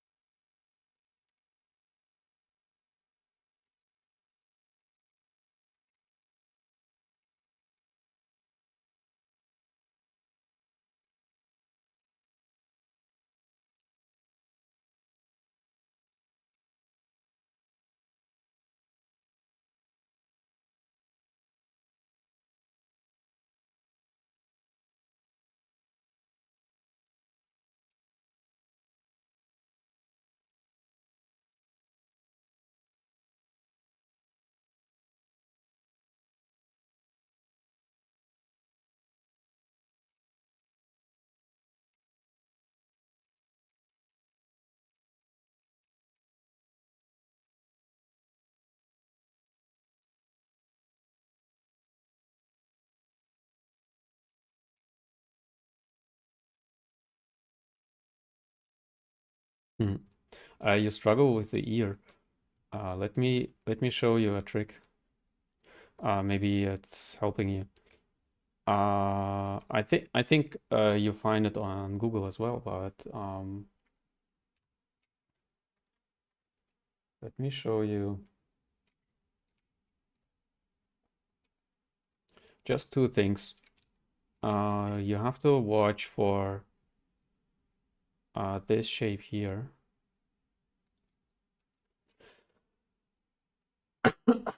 Sorry. This shape here. And you have to watch for this shape here.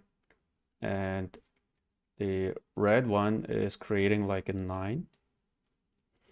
And the blue one is creating like a C shape here. A 9 and a C. Yeah, and actually that's it for the ear. These are the most important two shapes here. Or you can say, okay, this is more like not a C, it's more like an Y,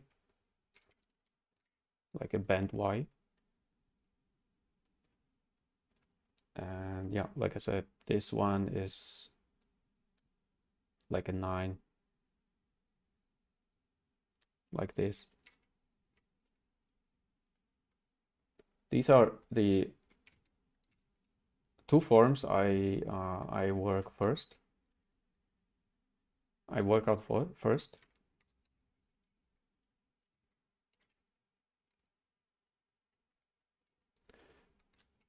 And the other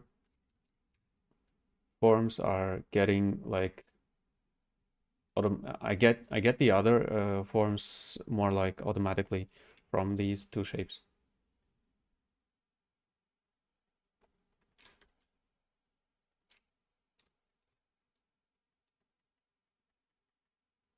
And of course this part here is wrapping around, so you have to watch that this is a very thin shape and it's wrapping around.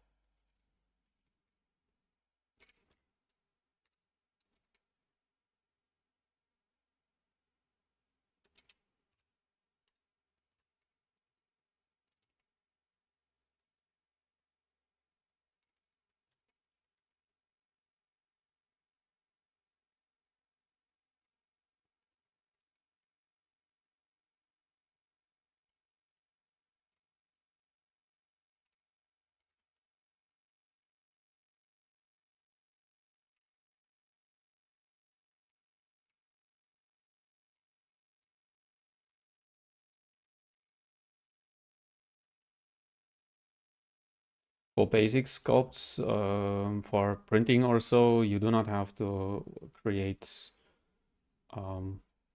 ears like very thin, very realistic. It's okay when they are more flat.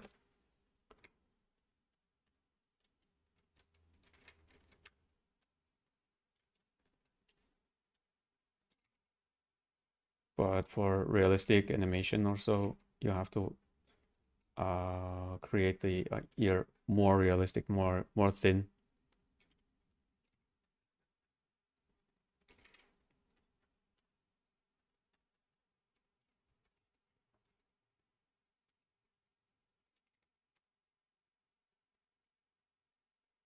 But it's of course um, not easy, especially when this flower here is um, hiding some parts of the ear.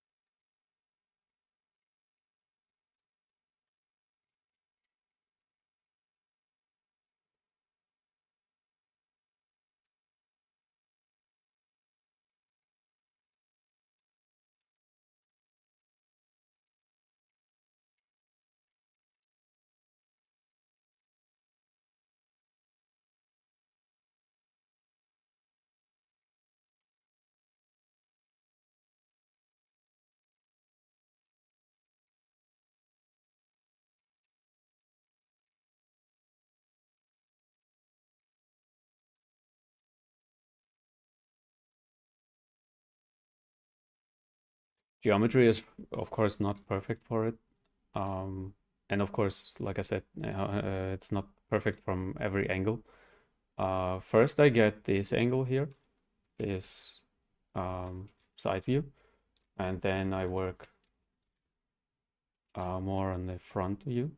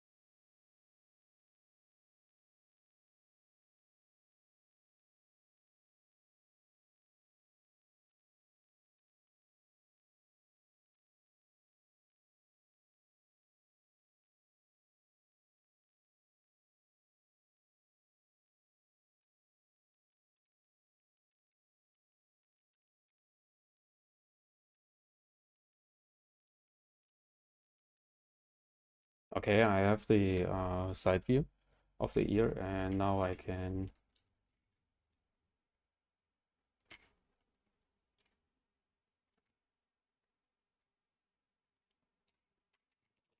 work on the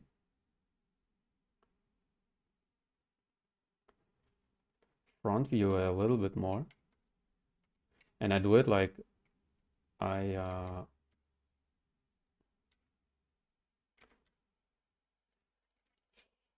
mask this C area here, or this C, Y shape, and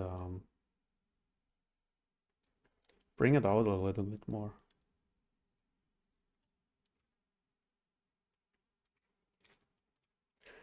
We can see his ear from this on this reference a little bit better.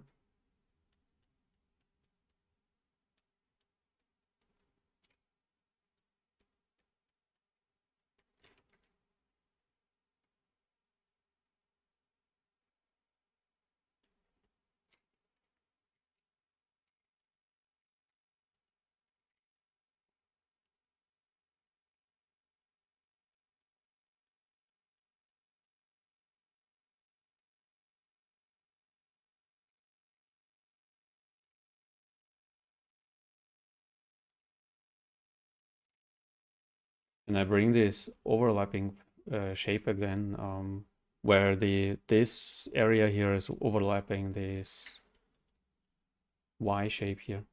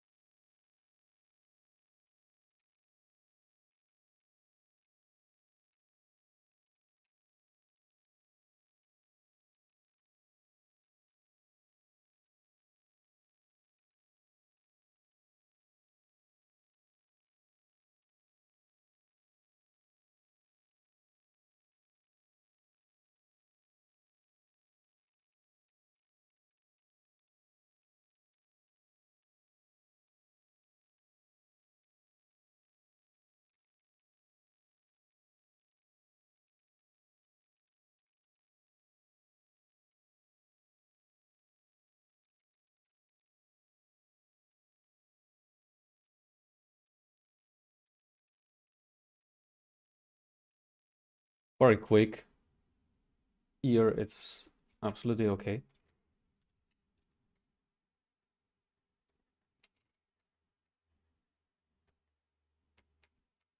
So this area here of the ear is always there are some bumps on it. So do not think that you have to create like these bumps here. It adds actually to the characteristics. So do not think that you have to create this perfect arc.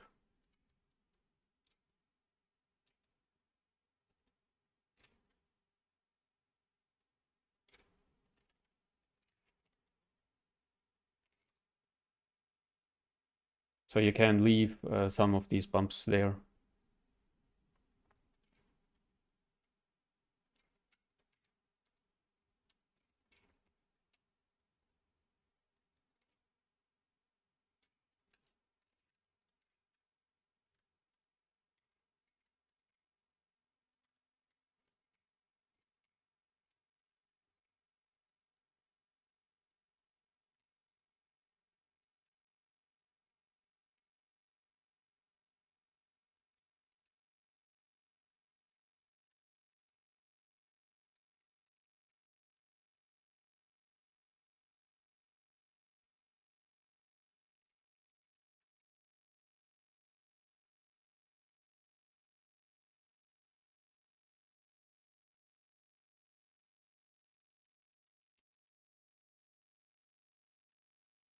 And actually, I wanted to create this expression.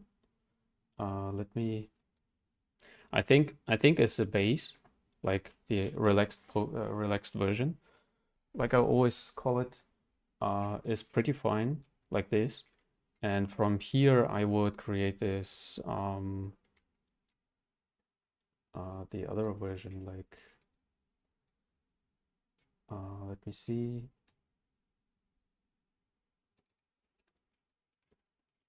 This crazy version. So I always tend to create a neutral version for animation, just as an example, and then create this expression.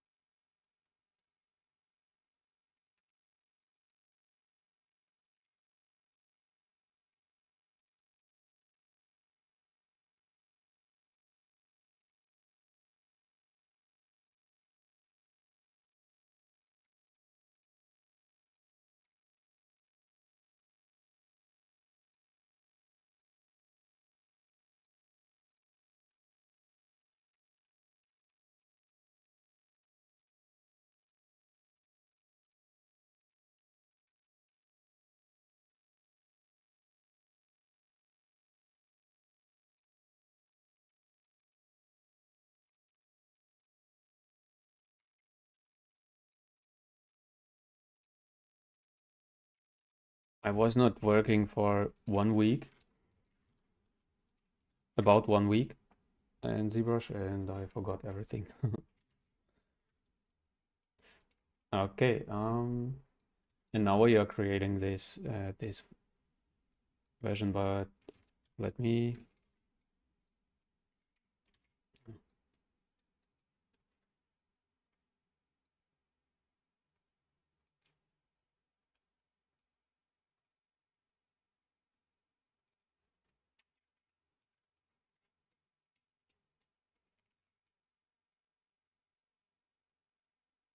I think I'm I'm always hitting the wrong. Oh yeah, wrong button.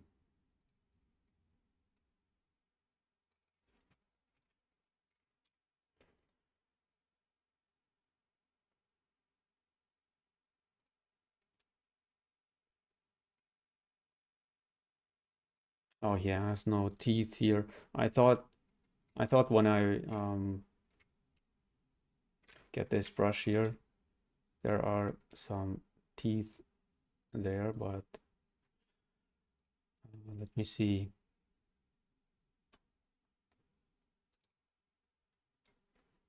I get this character here, and he has some teeth, so I don't have to create the teeth on my own.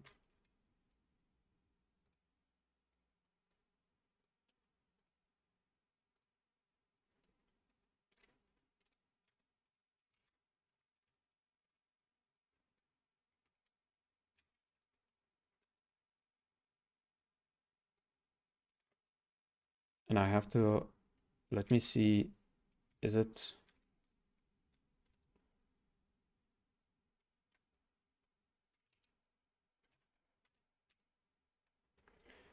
is my head very small or very tall? I don't know.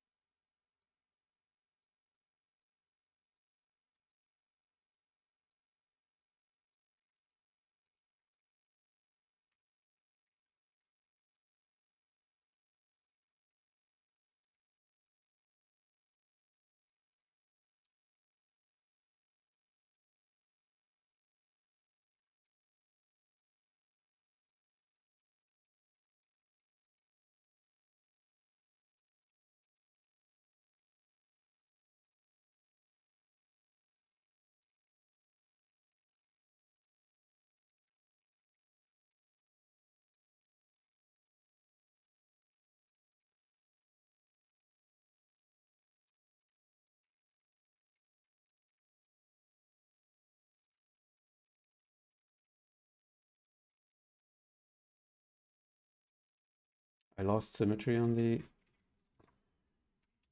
them.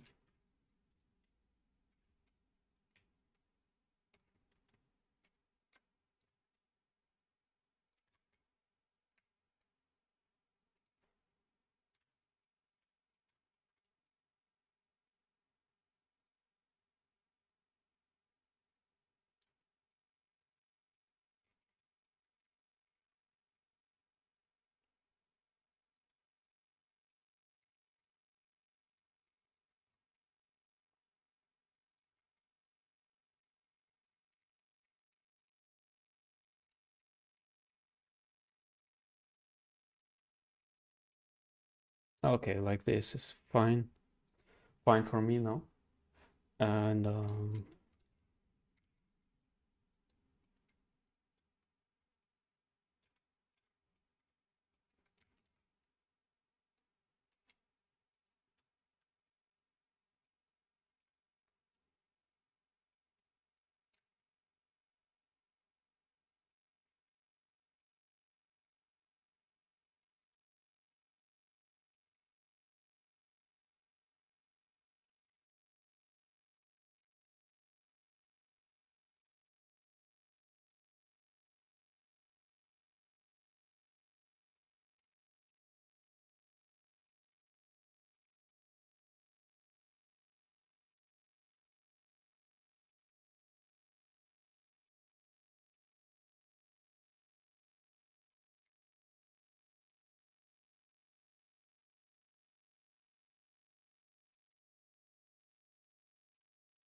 and the same procedure actually, like on the other matches, you're matching the face to your character to the face, to the photo.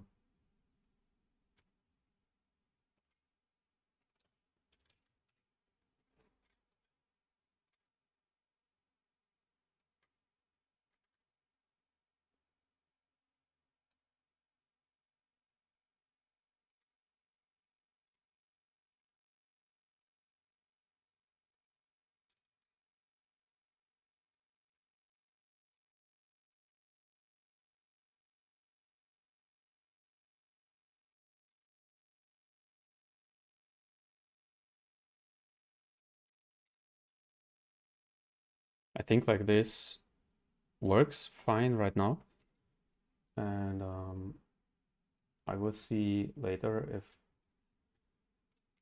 if I have to adjust the view more.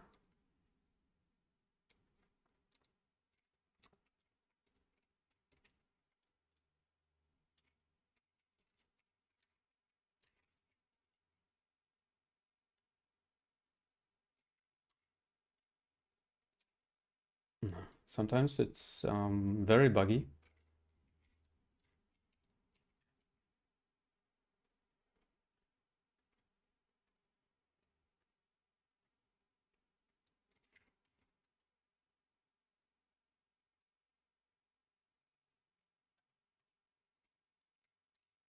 Okay, and now I can match the face.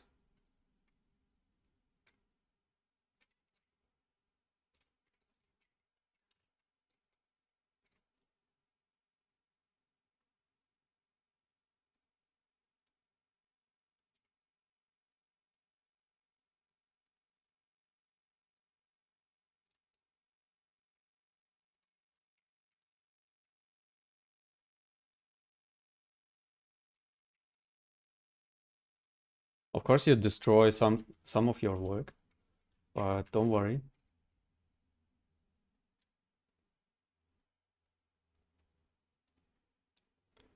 You have to trust the process.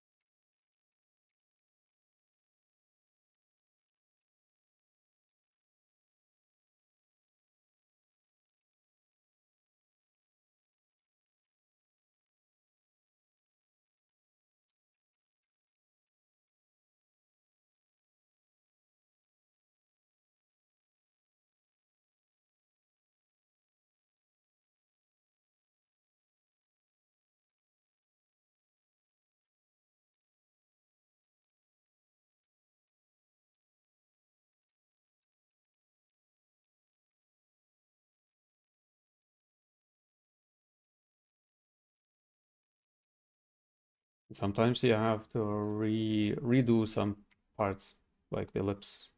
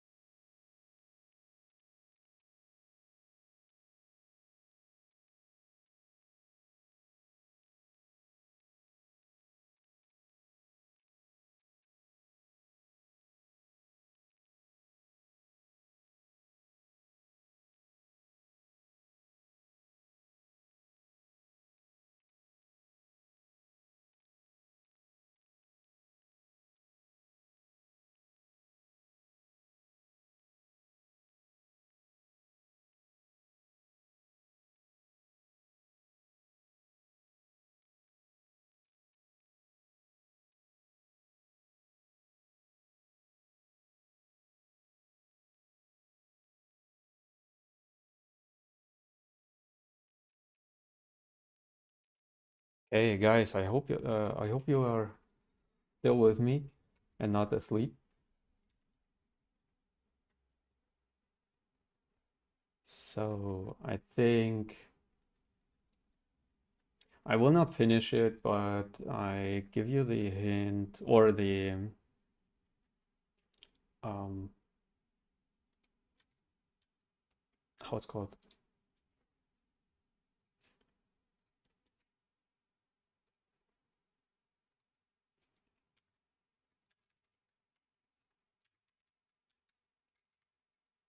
Oh yeah, I recommend you to create a neutral version of your character like this, and then create the expression on top. So this is something I wanted to show you here. Of course, of course, it takes a lot of time to create the first version. Um, so spend a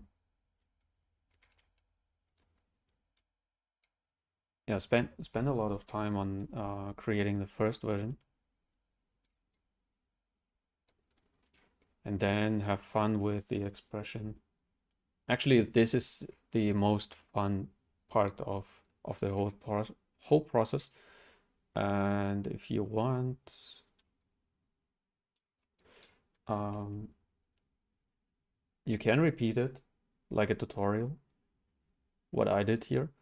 Um, I'm sorry when the first half an hour it didn't look, yeah, quite like Willem Dafoe, but I hope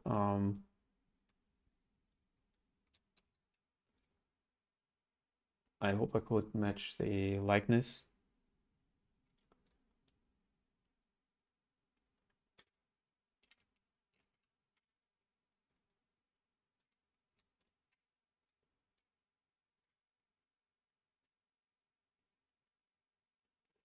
And talk a little bit about the industry itself, how it's developing. Like I said earlier in my last video, I think the animation industry is developing towards AI animation, and today I saw a video that a there is an AI tool which is creating exactly what I meant.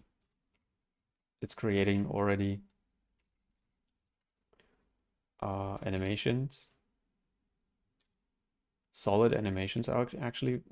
It's not perfect, but it's a matter of time. And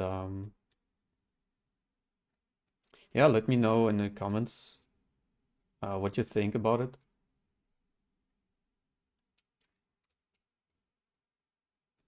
If you want to talk about it. It's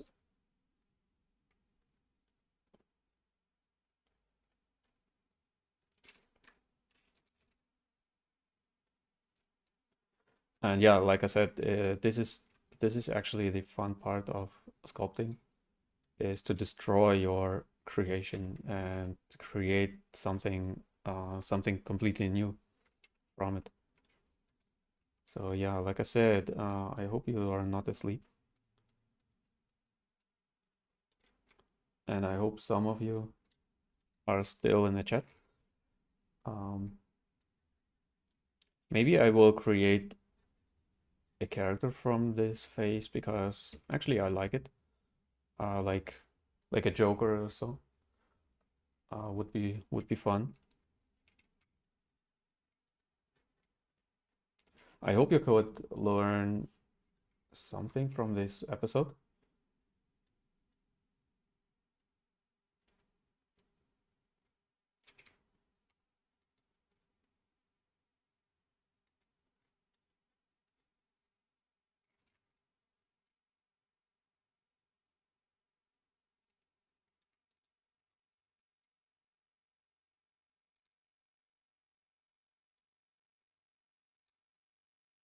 And doing these expressions And these characters teaches you a lot about anatomy, actually, because when you model a face in motion, then you realize what this, yeah, like skin and fat and muscles are actually doing.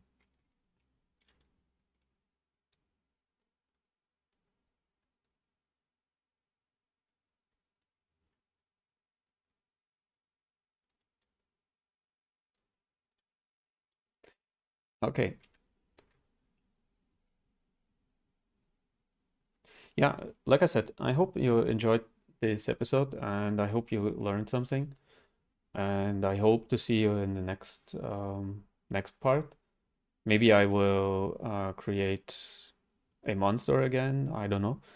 Um, so yeah, please visit my Patreon and like no over there. Um, Let me know if you enjoyed and let me know what kind of characters or faces you would like to see. And yeah, I see you in the next episode. Bye.